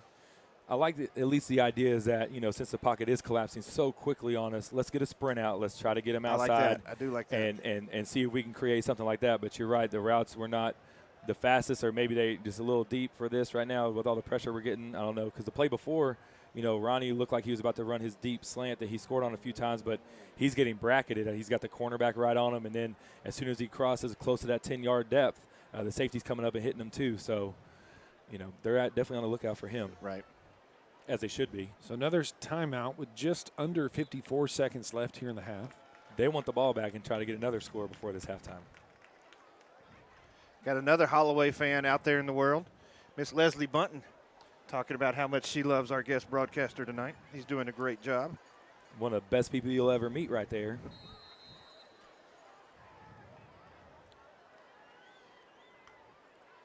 Here's the snap. Jaden Brown back in the game. This Turn one's up coming Kofi. Underneath for Kofi. Makes a guy miss. At the 25, nice wrap-up tackle by number 10. What I don't think you're going to get away with tonight is a whole lot of dancing, mixing around, trying to find an empty gap somewhere. Catch the ball, go get as much as you can, and hit the hole hard. Now, granted, he got more yardage than had he gone that way. It's a good cutback, but he's not able to get a head of steam going. All right, so I'll give you one. I'll give you one move, and then you got to break. Oh, yeah. Yeah, no dancing, no waiting. But if you can make one guy miss and get upfield best you can. Starting to get a little input in from O.B. McDonald and McDonald Realty on the player of the game. Obviously, it's early, but starting to start that conversation. He said he missed a lot of the beginning because he was out saving lives. Apparently he's at the station tonight. He's a firefighter. Flags on the play. He's going to call this one dead.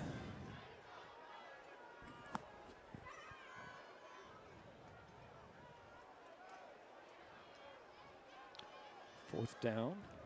Offsides, 55 on defense. Cause the offense to move, 5-yard penalty. That's not going to be enough for the first down, but is it going to be enough to maybe put the fake on now? You think they'll do it again? I think they'll fake it. This deep, well, I guess you got nothing else to That's lose going at to this put you point. across the 30. I mean, to the 37. I mean, to the 32. 32. Trying to get to the 34. Right now is as good a time as any to fake it, right? Let's see, who's the up back over there? Well, it's what is that, Negri and CT? Mm-hmm. We're not going to be a direct snap. No, definitely not. They ought to. They'd never see it coming. Low Knuckleball. kick. Oh, that went off the Lobo. That hit off a Longview player. Yes, it did. And it looks like Jackrabbits going to have this one. There's the beanbag Yeah, we got thrown. the beanbag as on long it. as they saw it happen. There's as it pepper did. on the lettuce. No indication from the officials anywhere. He's over there pointing If at they it. don't give this ball to the Jackrabbits, this place is going to come unglued. They're going to say it was touched, or they're going to say it's down at the 38. They've still got their offense going out there. First touched by the kicking team. I saw that too. Yeah. But I didn't want to say anything. I'm with you on that I was one. afraid somebody might have been listening. I was like, come on. Come on. Can't catch a break tonight. It was close. But that would have been awesome, though. Can you imagine? Yes. How cool that would have been? Yes. Have a chance to go throw it in there Yes. real quick going into the half. I'd take 4 shots up in there to Ronnie. Hey, go jump higher than everybody else. Hey, Brent, throw the ball as far as you can. Ronnie, go get it. 38 seconds left in the half. Come on, defense. Big time right here. Let's go.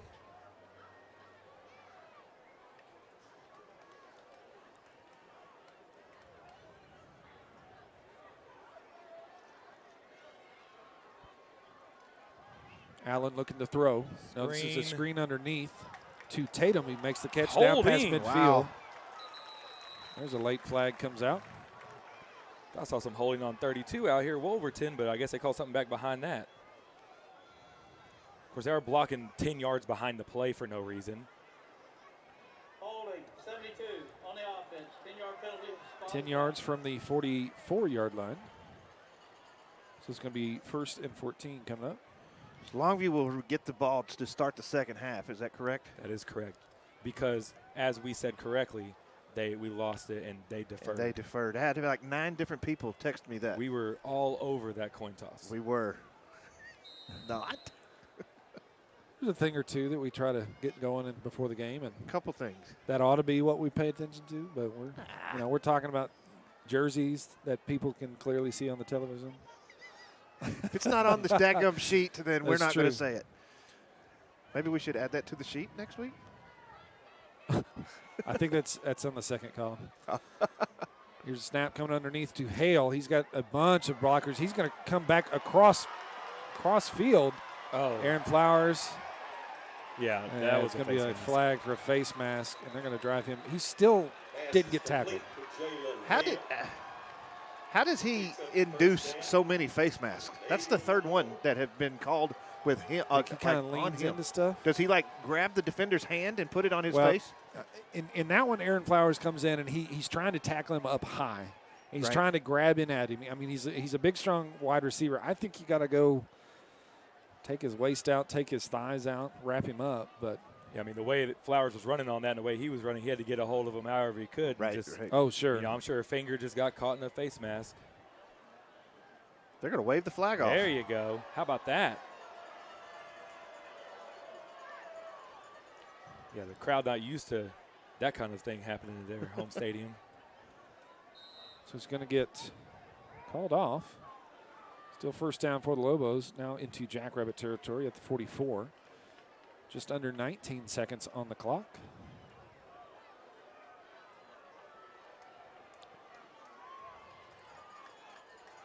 Here's the snap, fakes it. This one's going long. Get over there, Seth. Good. Trying to get it. Got tangled up a little bit, going out of bounds. Sure. They handled it well. Instead of getting all That was last year, wasn't it, when Seth got locked in with the other guy's face mask? Was that last year or 2 years ago? Oh, I know what you're talking You about. remember what I'm talking about? It was there was flailing and they had to get out there. The trainers had to come in there. Yeah, and they took the helmets off. Right. That was one. They just both had momentum going out of bounds. Seth, doesn't want to smash into him, but he's got to slow down somehow. Allen back, looking to throw. This one's going again, and that's not going to be caught. In and out of the hands. Nice hit there by number 22, Josh Gatlin. 81, that's Jamerson Derensburg. The incomplete pass, so kind of indicative of why they target number 8 so much, right? 8.6 seconds on the clock. Jalen Hale seems to be much more efficient of a receiver than these other guys. That might be what Saban saw in him. You know what I mean? Maybe. They don't like sure-handed receivers over there. Yeah. So Tatum, the running back, he's the slot receiver on this near side. Hale, the outside receiver, he's just going. This is going deep. Oh, to come back, Hale. Major. Come back, Major. McGill tried to get out of bounds, couldn't do so. No, but they're going to stop the clock anyway. 0.8 seconds on the clock. Okay, they can now get a snap off in 0.8 seconds. So the clock will stop for the first down. As soon as they set the ball, they're going to call a timeout. Yeah, Longview's going to call a timeout. With the lead button. They have a third one? Never mind. I'm going to bite my tongue with their 36-7 lead. Anyway, you're watching Jackrabbit Football, brought to you by the Touchdown Club here on the SportsGram Network. Your dreams are what power our community. When it comes to buying a home, starting a business, or tools to help with everyday money management, Citibank is a proud community leader for your financial needs. From personal checking and lending solutions to mobile banking and a suite of business services, our goal is to help you achieve yours. Citibank, member FDIC, equal housing lender.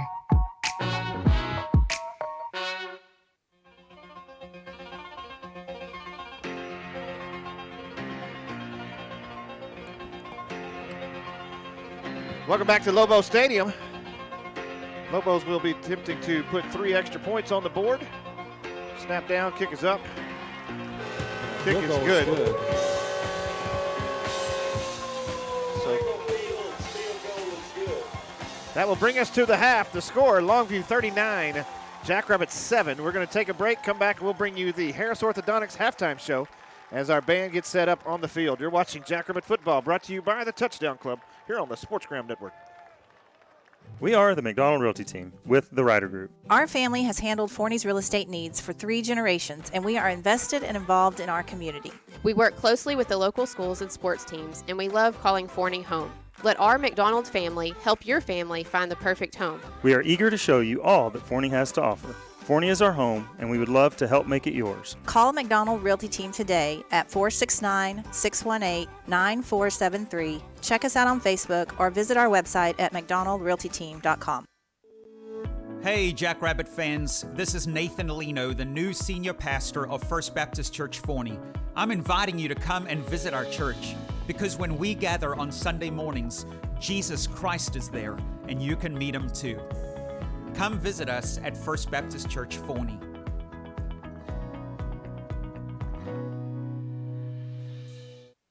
Hi, I'm Nathan Harris with Harris Orthodontics, and I'm a proud supporter of Forney High School football. Please visit us at either one of our locations in Dallas or Forney. Call or text us 214-528-6116. Go Jackrabbits!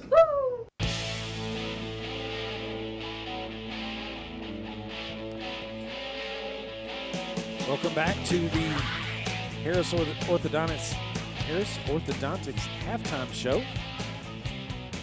the Forney halftime show is about to come on. We're going to see the Forney band, Forney dance team, drill team. Also the Lobo drill team and band. So we're going to turn ourselves down and turn the crowd back up so you can enjoy the Harris Orthodontics halftime show. Teacher of the week is Ms. York.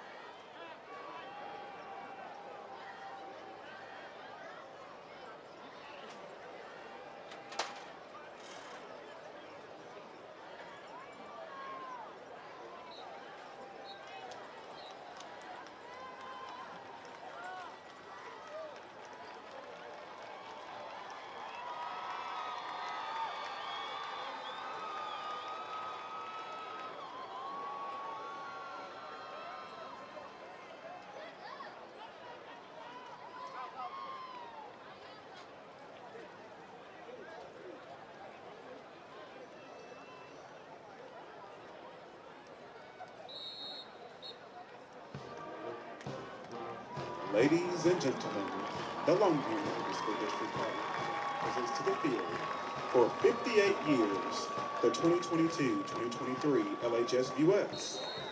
Officers this year are left to right: Junior Lieutenant Ava Wilcox, Senior Lieutenant Hallie Mae Moore, Senior Lieutenant Hannah McCory, Junior Lieutenant Emily Jarrell, and in the center, your captain, Senior Haley Pittman. The VUS will now entertain you with their high kick routine to Blinding Lights.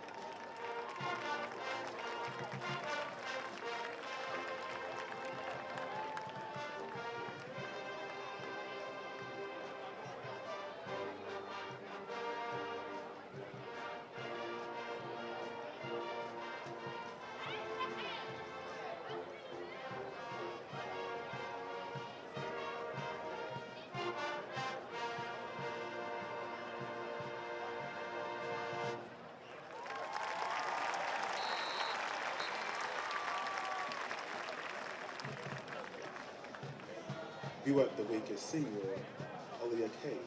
Spirit Girl of the week is Junior Haley Sanders. Teacher of the week is Miss Alexandria Silva. The VUS are under the direction of Mrs. Debbie McGowan and assisted by Mrs. Meg Lawrence.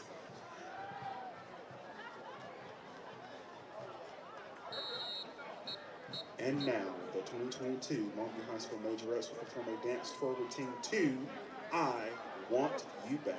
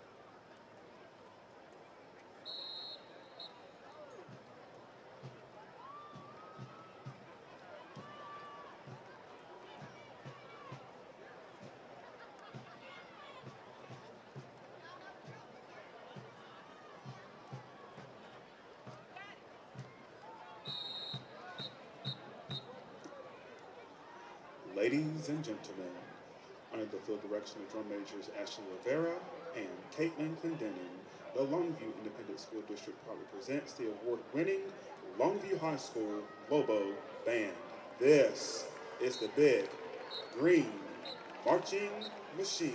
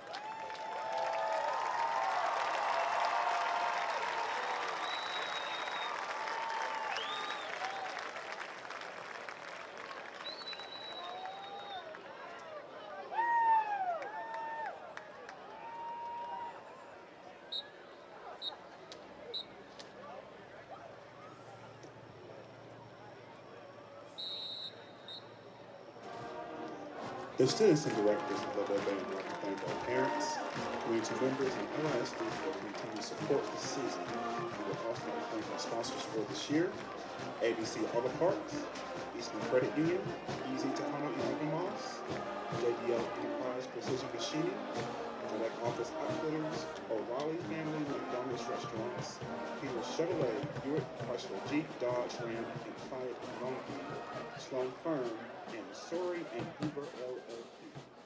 Thank you for your kind attention to tonight's performance, and go Lobos! Thank you, folks, for watching the Harris Orthodontics halftime show. Both bands performed, did a fantastic job. Always a pleasure and a joy to be able to watch those young kids get out there and do their thing out on the field during the halftime. I want to thank Dr. Harris for sponsoring the halftime show. Both teams coming back out on the field, so we're going to take a quick break. You're watching Jackrabbit Football, brought to you by Harris Orthodontics, here on the halftime show, brought to you by Harris Orthodontics, here on the SportsGram Network. Need an experienced lawyer that knows how to win? My name is Richard Stuckey. I've fought for injured people against big insurance and major trucking companies for over 18 years. I'm board certified by the state of Texas in personal injury trial law. I've dedicated my practice to helping people. Just like our Jackrabbits are fighting their hearts out on the field tonight, I'll fight for you in the courtroom. You can call any lawyer out there, but if you want to win, call me, Richard Stuckey, StuckeyLaw.com.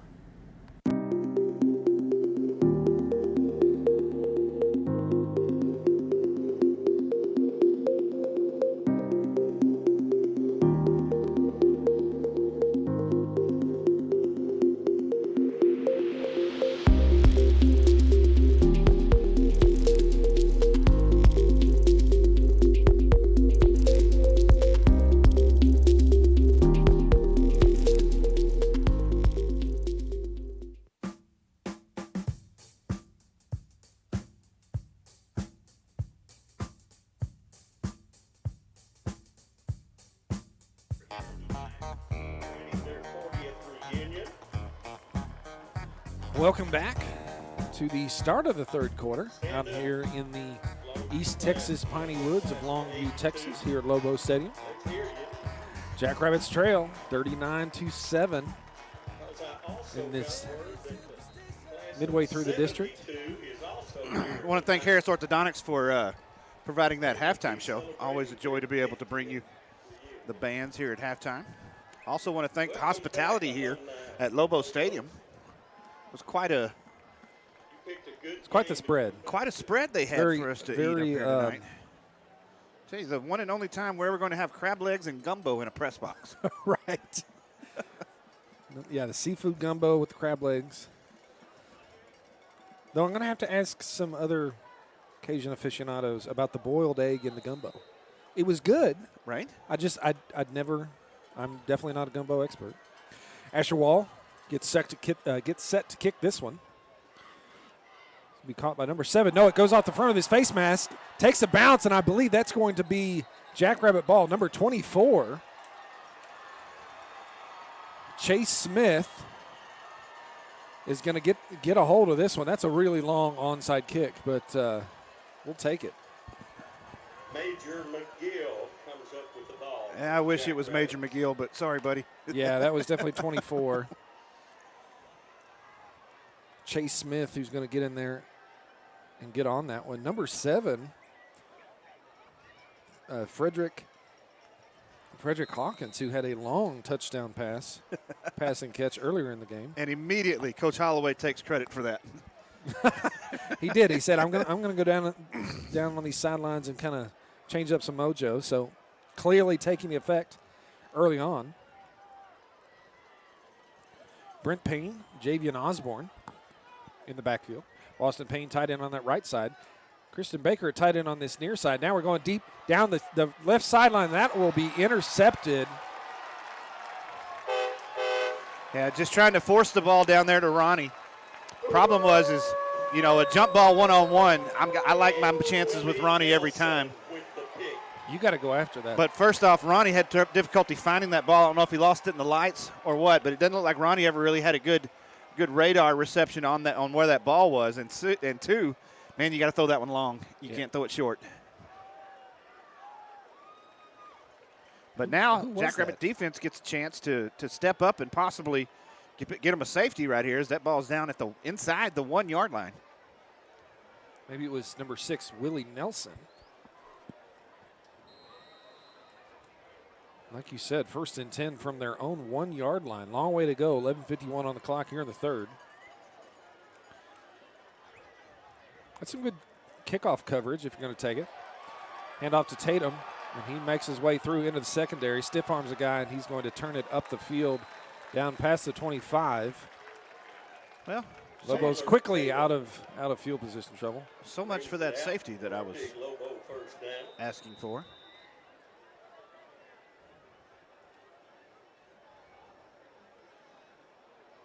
Matt Crest, our stats guy, who was not able to get here tonight, giving a big question mark on, they had seafood? Big thank you to the press box group up here, allowing us to get in there and eat at halftime. 1st and 10 from their own 27. A lot of movement they're at the ball. I'm not sure who they're going to call this one on. Looks like it's going to be on the Lobos, and it's going to back them up 5 yards.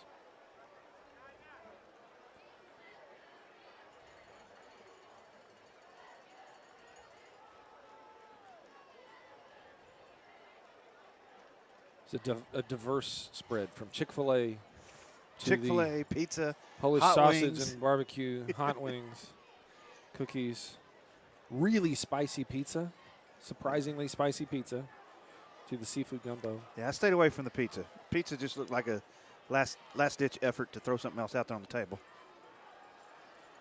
Allen's going to roll out, and he's going to keep this one go upfield. It's Wolverton there to make the tackle. No gain on the play. Kellen Wolverton making the stop. Bobby McNeil listening in told us that he smoked a brisket and ran a half marathon while Longview Band was playing at halftime. He did both in that? He did. I think he's saying he took a long time is what he's saying. Dang. We like brisket. We do like brisket up here in the booth, Bobby. Though both of us have gotten very picky on our brisket. Jordan Allen is going to throw this one out, and this is going to go long, trying to get it over to Hale.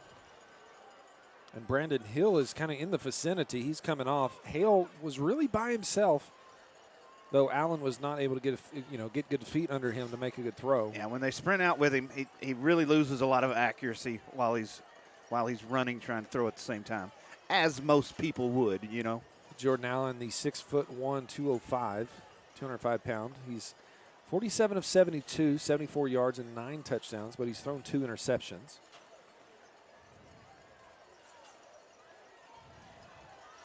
Third and 10 from the 27. With an H-back. Under pressure, Jordan Allen, no, this is Screen, underneath. and the Jackrabbits read it real well. Kellen Wolverton right there. Him and Easton McMillan teaming together to bring him down almost immediately after the catch. Small, short gain. And Jamerson Derrinsboro on the catch. Are we about to see the Longview punt team? Looks like we are.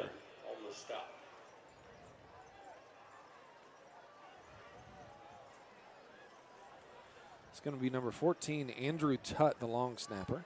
He's also the one that got the pass completion on the 2-point conversion. Snap is good. High punt. That's going to take a big Jackrabbit roll. Lobo's not able to get on top of it. Rarely do you see one bounce backwards and so high that it goes over the defenders' heads. Right. So Jackrabbits going to have it just into Lobo territory, 1st and 10 at the 48. A place that the Jackrabbits have not spent in a They have not spent a lot ton of time out there. Brent Payne back in. Christian Baker, he's the tight end on this near side. Trips wide receivers on the far side. Looks like Ronnie's in that middle spot. Ashton Ford to his right. Ediful. Going to hand off to Osborne, and they're just going to kind of try to get through on that right side of the line. Osborne on the carry. Just could not get through a hole. And that's one thing we've seen so much from him is able to he's able to squeeze through the smallest holes up until this game. He's just, he's had a few that he's gotten through, but it's been a little tough so far. Stephanie Tate, you will be receiving a text message. Christian Baker, tight end on the far side now. Ashton Ford in motion across. Gets flushed out, looking to throw. Good coverage. Gets stopped. Now he's going to throw this one out of bounds and does not take a hit, so that's a good play there. Good coverage. One of those where you kind of wish one of those receivers had gone downfield. Otherwise, they got too close together, and they had 3 different guys over there covering 2. Right.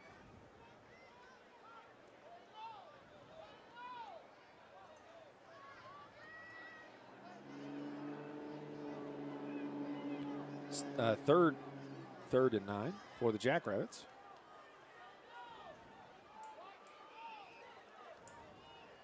A lot of Christian Baker at tight end, which is a bit of a change. Usually we see Boston Payne in there. Making me Here's think a we're snap. trying to This throw is it going more. Osborne. Wow, number 55 comes out of nowhere. That's going to be Zarius Shepard. And it's just Cal Edmondson was out there, and he's supposed to seal that side and at least give the runner a place to run to or a gap to go through. And he just got out. The guy was just faster than him, making it out to the ball before Cal could get there.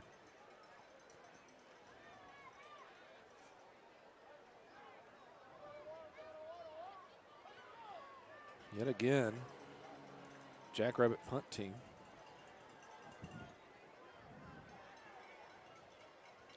Willie Low Nelson. snap. Kofi Edifo able to get this one away. Has a goofy spin on it. It's going to roll deep into Lobo territory. So nice punt by Kofi Edifo, the Jackrabbit football player and soccer player. Going to be Lobo ball at the 11-yard line. 8:09 left in the third.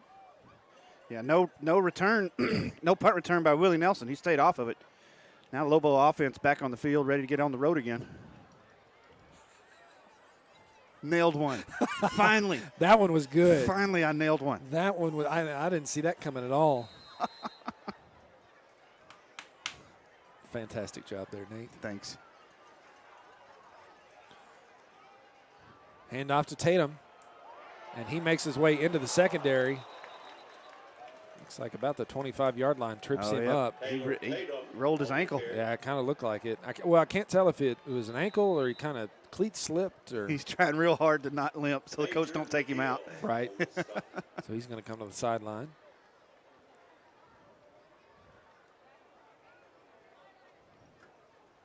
Wish the best for him. Jackrabbits in a 3-4 look.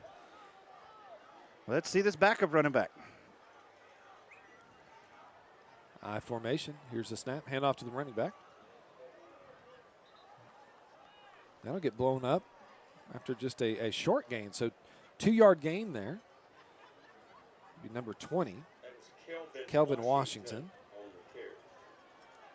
Well, as much as I'd like to take credit for that one, I can't, Brandon. Eric Wicker provided the joke. So. And you owned up to it. That's amazing. Can you believe that? Brought down by Kellen Wolverton.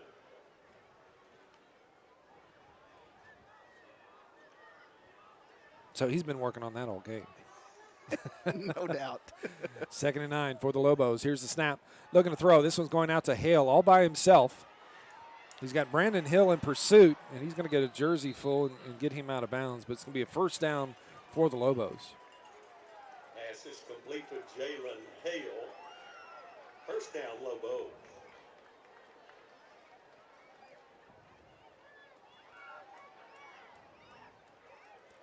First and 10 from the 47.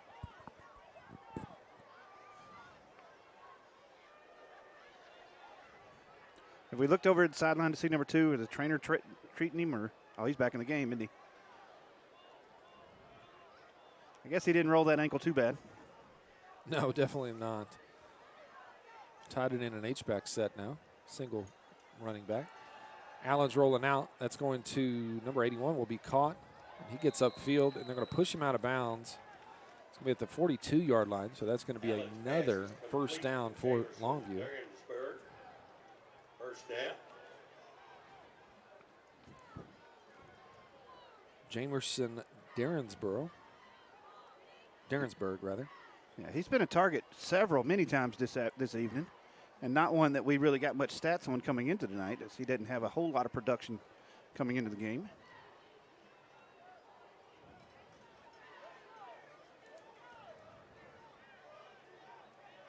Yeah, once you get past Hale, it's kind of been receiver by committee. A lot of different guys, nobody really standing out from what I can tell. Jordan Allen's going to tuck this one, gets past the 40, and he'll be escorted out of bounds by Kai Kennedy. 5-yard gain on the play. On the keeper. 2nd and 5. Pushed out of bounds by Kai Kennedy.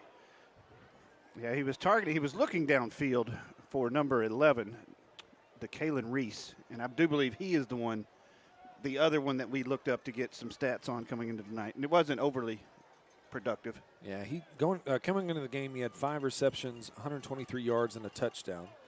Yeah, they had 4 other receivers that each had a touchdown coming into the game, and then Hale with his 5 touchdowns. There's another running back. Hand off to Washington, I believe. Another first down. Kelvin Washington picks up a first down for the Lobos. And that's tough, right? I mean, you just I formation, you get back there, hand it off, and he's getting into the second level before he's even getting a pad on him. What you see right here is Longview's kind of, with the comfortable lead they've got, you can see them kind of working on things that they're going to need and be prepared for to make a deep playoff run. But then when they get in trouble, here it is, we can just run our power and go pick up whatever we need to get the first down. Double tight end set, I formation. This one's going to be the veer. Oh no, Allen's going to keep this one. He's triple option. Head out of bounds. It's going to be Gatlin and Flowers. They're going to push him out. 2 yards short of the first down. Second down. 5:25 on the clock. Went out of bounds, so that's going to stop here in the third. That's the first time we've seen that triple option tonight, I believe, that I can recall. Right. The fullback on the dive through the B gap, and then quarterback and pitch man around the end. 2nd and 2 from the 20. Here's a snap. Hands off to the fullback, and he's going just right up the middle. 3-yard gain, and that's a first down. Elijah Johnson on the run. Picks up a first down. Yeah, they seal that off both directions, and they bring that backside guard come through. And who's that on that far side? Is that Luke? Luke never sees him coming. He gets Luke sealed off, and that's going to open up 2 or 3 yards every time. D-line shift. Hand off to Elijah again. Elijah Johnson. Another 2 yards. Well, what it does show you, and this will make a lot of listeners out there very happy, especially my friend Chris Mayhall. It just goes to prove that you can trick up the offense, spread it out as much as you want to, and throw the ball all around the place, but you can't argue with old school football. Line up in that power eye and bang it right between the tackles all night long and run it until they stop it. Yeah, not when you've got an offensive line and a couple tight ends that look like that. Tight set here, I formation, double tight end set. Here's the handoff. Hands off to Washington. And he's going to break through a couple arm tackles and get into the end zone. Another Lobo touchdown.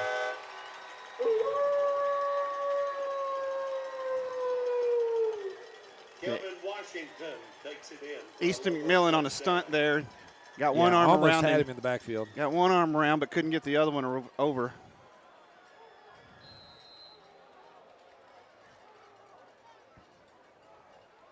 Fields in the kick. Andrew Tutt to hold. Snap is good. Kick is up. Extra point is good. So 4:10 left to play in the third quarter. Jackrabbits trail 46-7. You're watching Jackrabbit football, brought to you by the Touchdown Club here on the SportsGram Network. One of the things that makes a football team great is teamwork. And so we at Community Life Church believe that teamwork is incredibly important. So we're grateful for the fact that we get to be in the community and partner alongside our school district as well as local businesses, because we believe that we are all better when we work together. So at Community Life Church, we're serious about connecting people to God and one another. So we hope that you'll join us at one of our services every single Sunday, 8:30, 10 o'clock, or 11:30. And of course, there's always online options as well. We hope that you'll join us, and we want you to know we always support the Jackrabbits.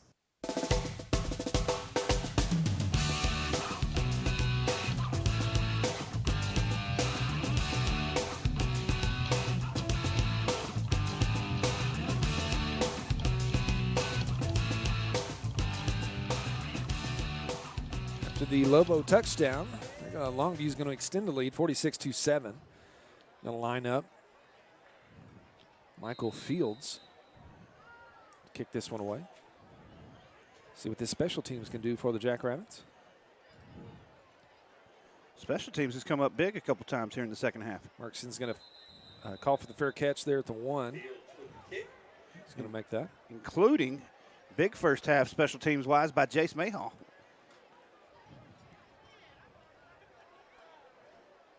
With a couple of tackles on the back in the first quarter.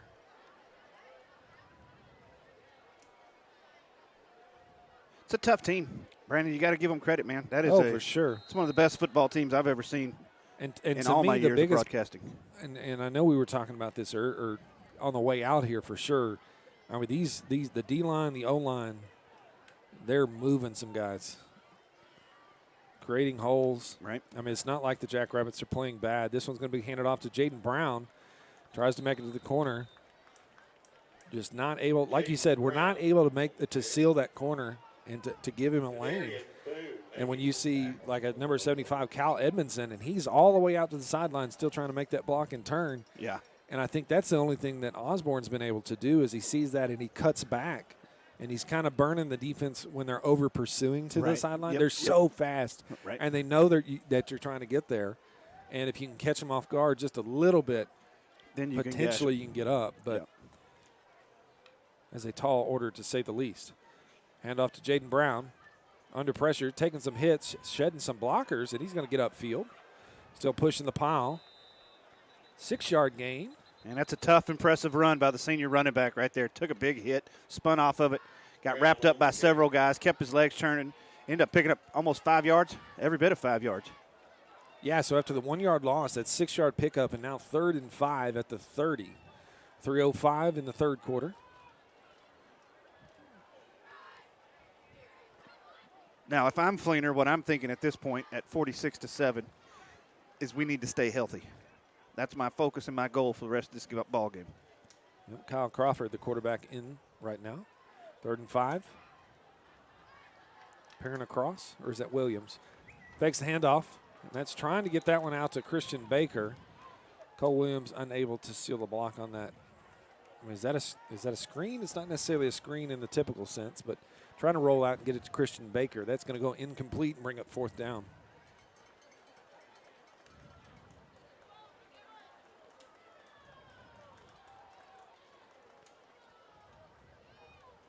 .238 on the clock.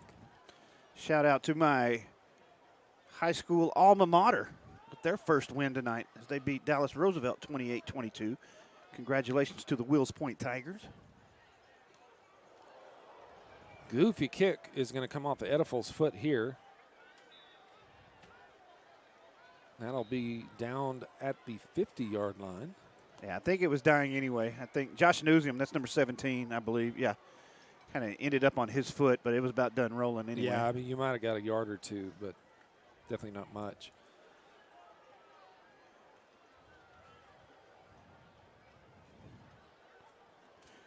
So John King going to bring his Lobos back out onto the field. If I'm him, I'm working on a couple of things to prepare for a deep playoff run. Going a little deeper in the playbook maybe. Now you have to be careful here because the opposing team, the opposing coach will be kind of like, that's not cool. You're running a double flea flicker half reverse pass on us. New quarterback into the game. Or you get your roll backups out. in there. And that's going to be contested and go incomplete. Like Number Landry. 14, Andrew Tutt, who had the 2-point conversion earlier in the game. He's going to be in the quarterback right now. And Landry Hopkins had both hands on it, kind of a completely extended arms, and made it through. And that disrupted the ball. I think there was 3 other Jackrabbits back there waiting to intercept it if he didn't have it. And as I look down talking about these O-lines, I see that right guard for Longview, number 67. It's going to be handoff to a new running back. Going to get a couple yards. 67, who is 6'2", 325. Yeah, he's a big fella. When I watched him on that play, whenever you called him out, he's kind of got quick feet too. Oh gosh. Jonathan Lee on the carry.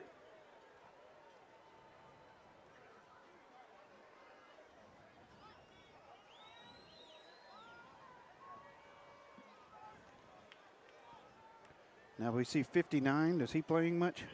Dylan Thomas, 6'4", 320 pounds. Going to throw again. Seth Hyder tries to climb up the wide receiver's back and get this one. Good defense there. Andrew Tutt's pass intended for Grandavian 67, Blair Williams, 6'2", 325. There's another load to have to deal and manage with tonight.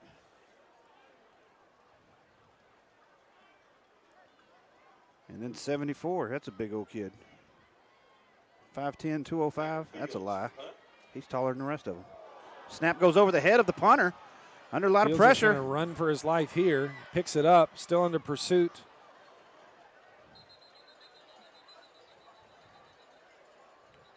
And we're going to, why are they marking it dead right there? Because it was an incomplete, it went out of bounds. Fumble that went out of bounds, that's illegal. You can't purposefully fumble. It's got to be an incomplete pass or intentional grounding. There's the flag. Okay, there's the intentional grounding. Maybe.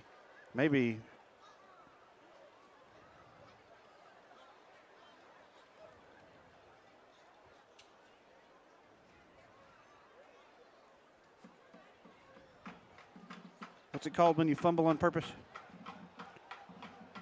Illegal forward pass? No, that's not it. Illegal forward pass? Oh, I'm not sure.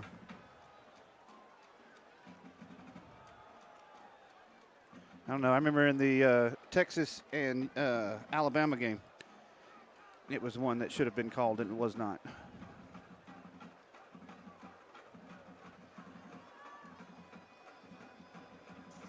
So Jackrabbit ball with the short field. They're going to get this one at the 30 or the 29. First and 10. One-on-one coverage, no safety over the top of Ronnie. At the top of your screen. Osborne in the backfield. He's going to hand this one off. Able to shed a tackle, gets his way upfield. He's going to get tripped up and tackled at the 35. But able to get away from a couple defenders in the backfield. Adrian Garrett on the stop. 2nd and 6 coming up. Would be interested to see if Javian Osborne holds the record this season for the most rushing yards by a freshman running back against Longview's defense. Surely he does, right? I would think so. Yeah, I mean, not many teams have had much of any success. This one's going deep. Contested. Trying to get it to Ben Perrin. It's going to go incomplete. Held on to it for a long time. I was kind of thinking he was going to come down with it, possibly be out of bounds. Broken up by Jaden Simmons. Held on to it for so long, him and the defender. Holloway would have been looking for a jump ball on that one. Campbell Anderson checking in from Mississippi. Soup. Here, you snap my daughter, Soup. What's going on, man? Got to get my permission to do that. Have to call in. We'll have a conversation on air. 3rd and 6. Hand off to Osborne. Just not able to get just no hole. He didn't have anywhere to cut it up. Kind of ran out of field there. Brendan Reese. Loss of a yard. 4th and 7 coming up for the Jackrabbits.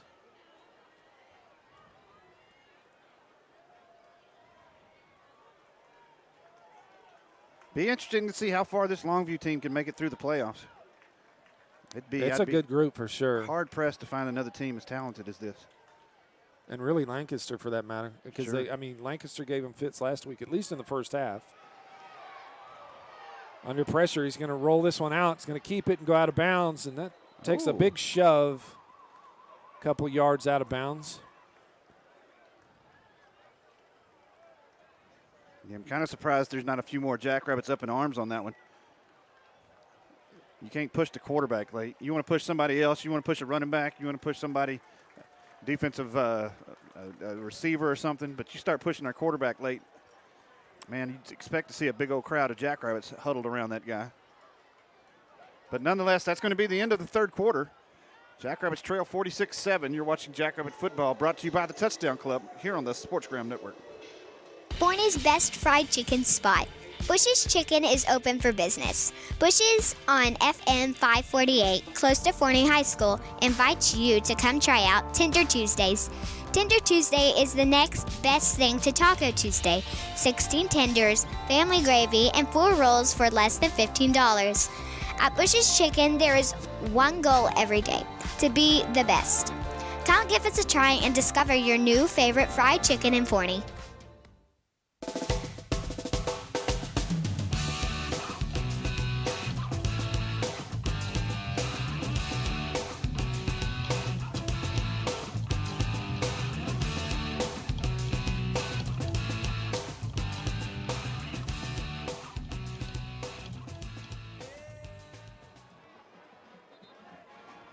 Welcome back. Lobos are going to move the ball. 6-yard gain.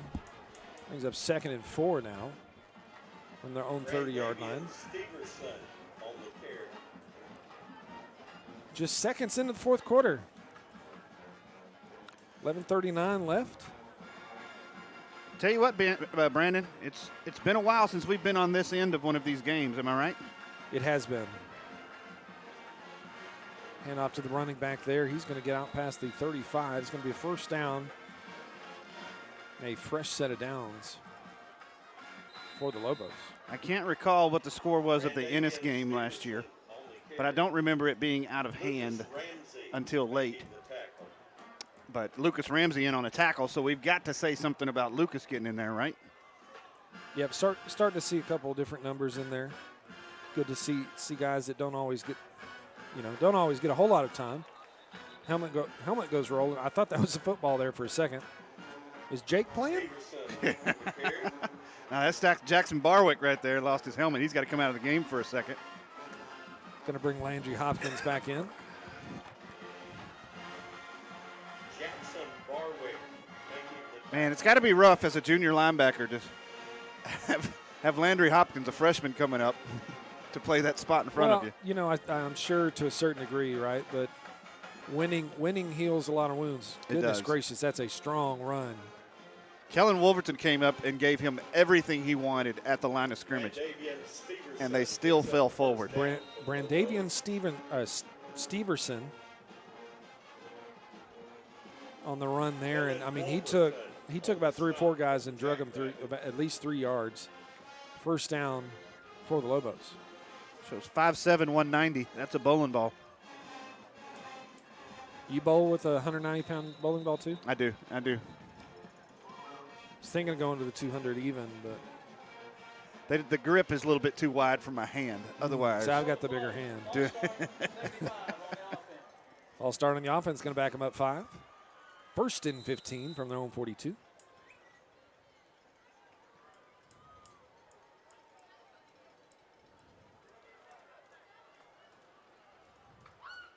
Matt tells me the score of the Ennis game last year was 31-7. But I don't think that's right. I think he messed that up somehow. We're just going to have to agree to disagree on that. I feel like I can remember a North Forney game that got this bad, that we were on the bad end of. Ooh, that was years ago, though. Well, no, it was years ago for sure. I was saying, like, the last time we had this kind of thing going on. Sure. I remember the Midlothian game last year being similar to this. Remember Texas High. Yeah, my son plays some flag football with one of Fleener's youngest boy, Chase. Yeah. Another kid on the team, Drew. His dad, Brett Barnes, was the running back coach for Midlothian. He liked to He enjoyed those games a lot. I bet he did. He likes to bring those up from time to time at practice. Hey, you remember that time you guys played us at Midlow? Yeah, no, Brett, I don't remember. We dove at your guys' knees all night long until finally we knocked your linebacker out for the senior year. Yeah, I wouldn't. That guy shouldn't be around me. I'm too big. I'm too big a Caden Cross fan. Right. 2nd and 10. Lobos at their own 47. 9:05 on the clock and ticking. Be sure to stay tuned for the McDonald Realty players of the game. A little sunshine in this thunderstorm. Ball comes out late. They're going to say he was down. And we're going to tackle the guy and take his shoe. He's going to have to pick that one back up. Even their backups, I mean, they bust through that hole so fast. You know, defense kind of sitting back waiting on its heels, ready to catch them and bring them down. And, man, they're always going to fall forward, and these guys seem to have an extra spring in their step as they fall forward to get another 3-4 yards at the end of it. Oh, OB does bring one up. What's that? The Frisco Lone Star playoff game last year. Did it get out of hand? Yeah, it was out of hand early, wasn't it? It was. I mean, that was a good team. That was a crazy district, It felt like there wasn't anything we could do in that one. Yeah, like tonight. I mean, clearly, to me, the Jackrabbits are not playing well. Like, we're missing some tackles that up to this point in the season we haven't been missing. But at the same point in time, they're running hard, right? Sure. And they're 5-0 for a reason. They're the number one in number 1 5A Division I for a reason. So, I would not be terribly upset with the way that this game is going. There aren't too many of these that I guess we've gotten a kickoff that came back to us. Right. But we also threw an interception. Yeah. 2 interceptions, right? Just one, I thought. There was one in the end zone. There was the other one. And the one that was caught underneath Ronnie down here. And then there was the other one. So that was the second one. Jackrabbits have not done a whole lot to really get some of these calls, or it's not calls, just some of the things to kind of go your way, right? Yeah. I just wonder if Jackrabbits coming into this game did not anticipate how ineffective we were going to be at able to run in the football. Right. You know what I mean? Well, be it you're having a rough time running the football, and you're having a rough time getting enough time to be able to throw the football. Right. So, you're gonna have a hard time there. And this is what I was talking about at this point in the game, the focus here and the goal is to just stay healthy. And here we have a Jackrabbit player down on the field.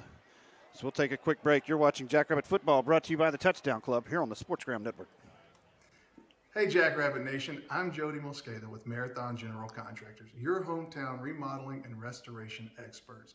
From roofing, siding, fencing, outdoor living spaces, interior remodels, kitchens and baths, we do it all. From your roof to your foundation, we've got you covered. If you're looking for any improvements on your home, give us a call today at 972-282-0220. For all your home needs, call Marathon GC. Go Jackrabbits!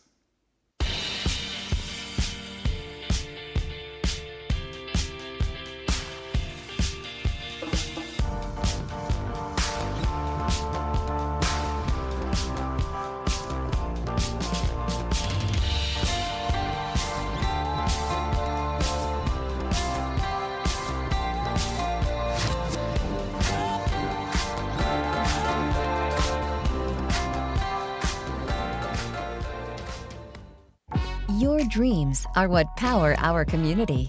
When it comes to buying a home, starting a business, or tools to help with everyday money management, Citibank is a proud community leader for your financial needs. From personal checking and lending solutions to mobile banking and a suite of business services, our goal is to help you achieve yours. Citibank, member FDIC, equal housing lender.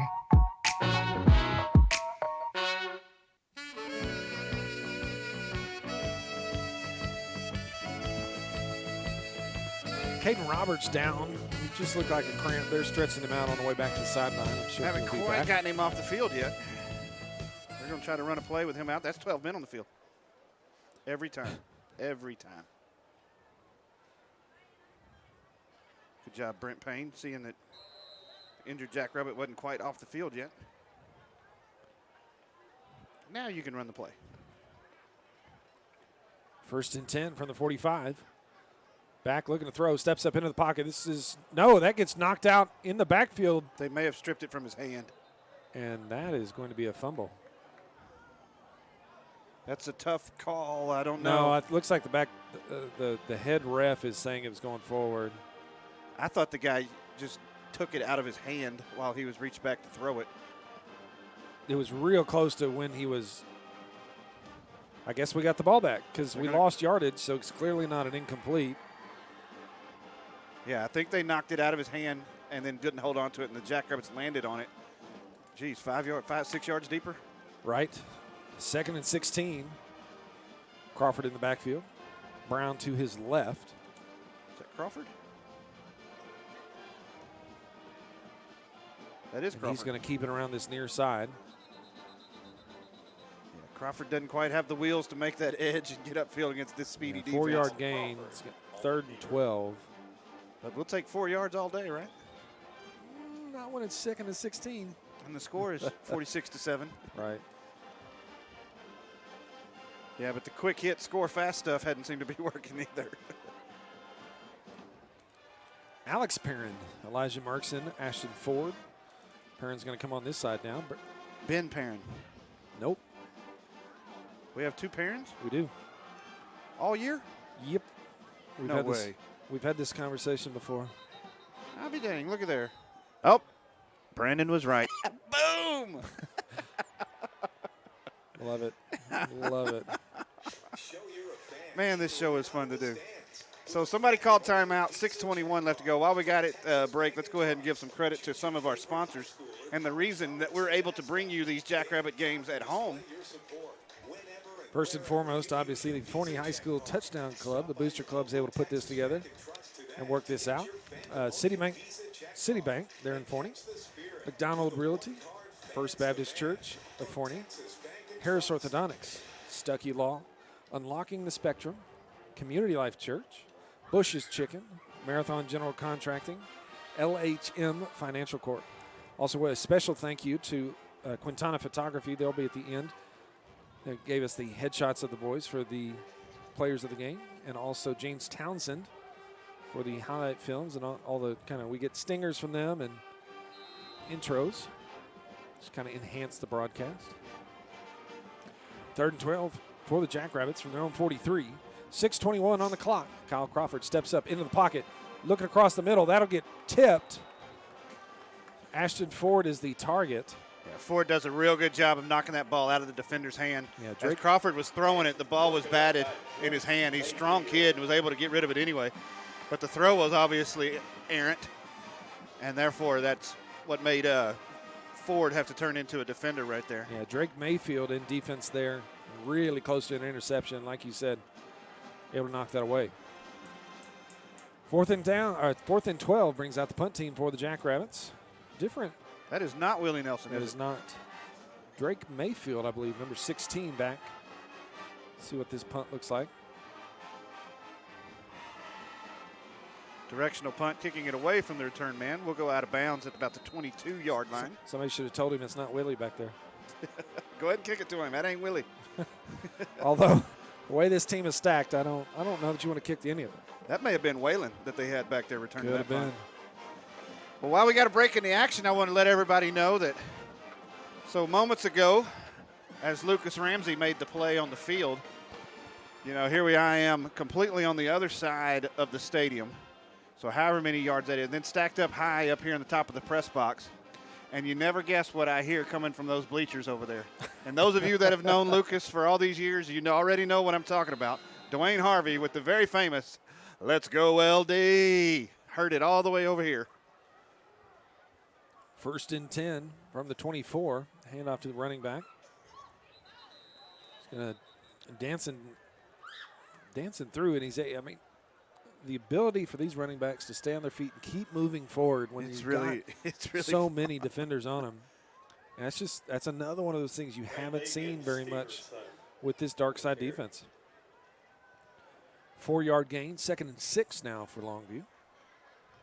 And then Jackrabbits just have to turn around and next week and do it all over again against an extremely talented Lancaster team.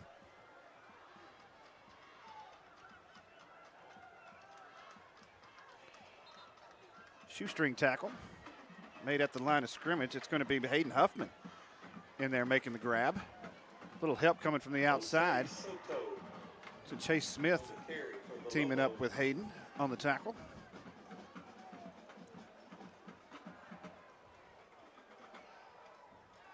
See Jacob Eakins in there playing linebacker. Him and Jackson Barwick, two middle backers. Actually, that's Wolverton back in the game.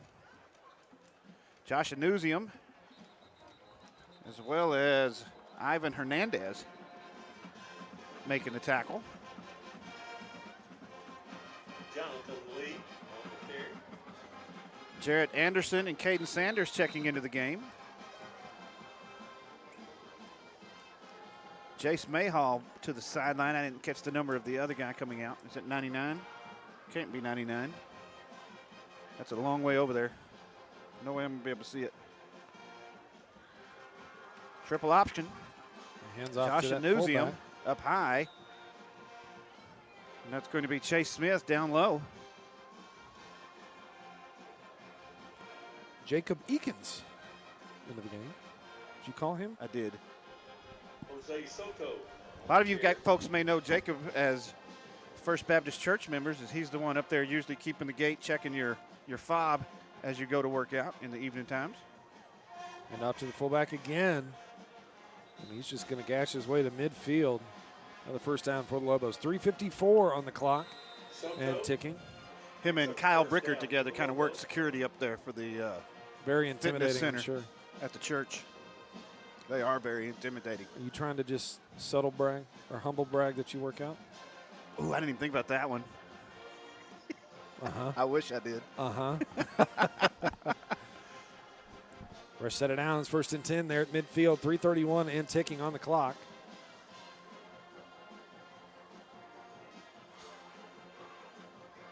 Just squirts right through running back. defenders. Yep, couple side steps. It's going to be number 35, Jonathan Lee. Jonathan Lee on the Junior carry. running back. Hayden Huffman once again on the tackle.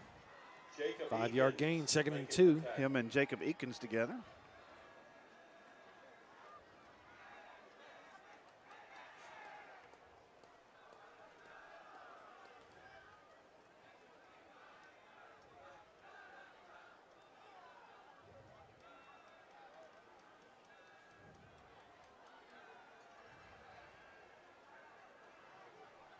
Second and 5.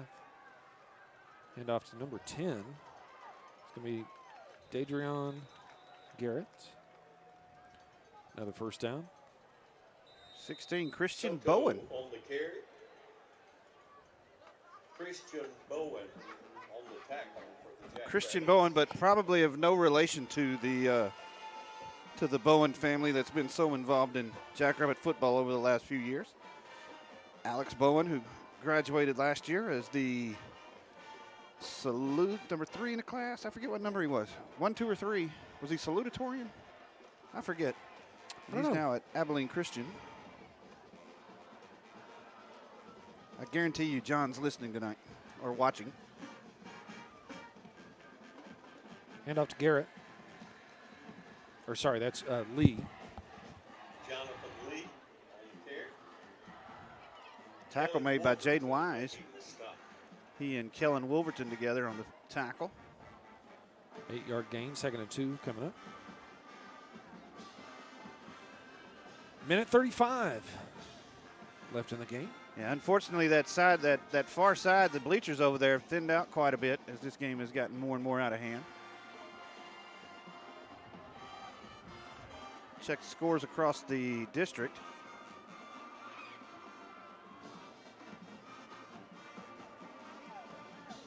Lee with the handoff again. It looks like that ball is going to come out. It's going to be Jackrabbit ball with 1:09 left on the clock.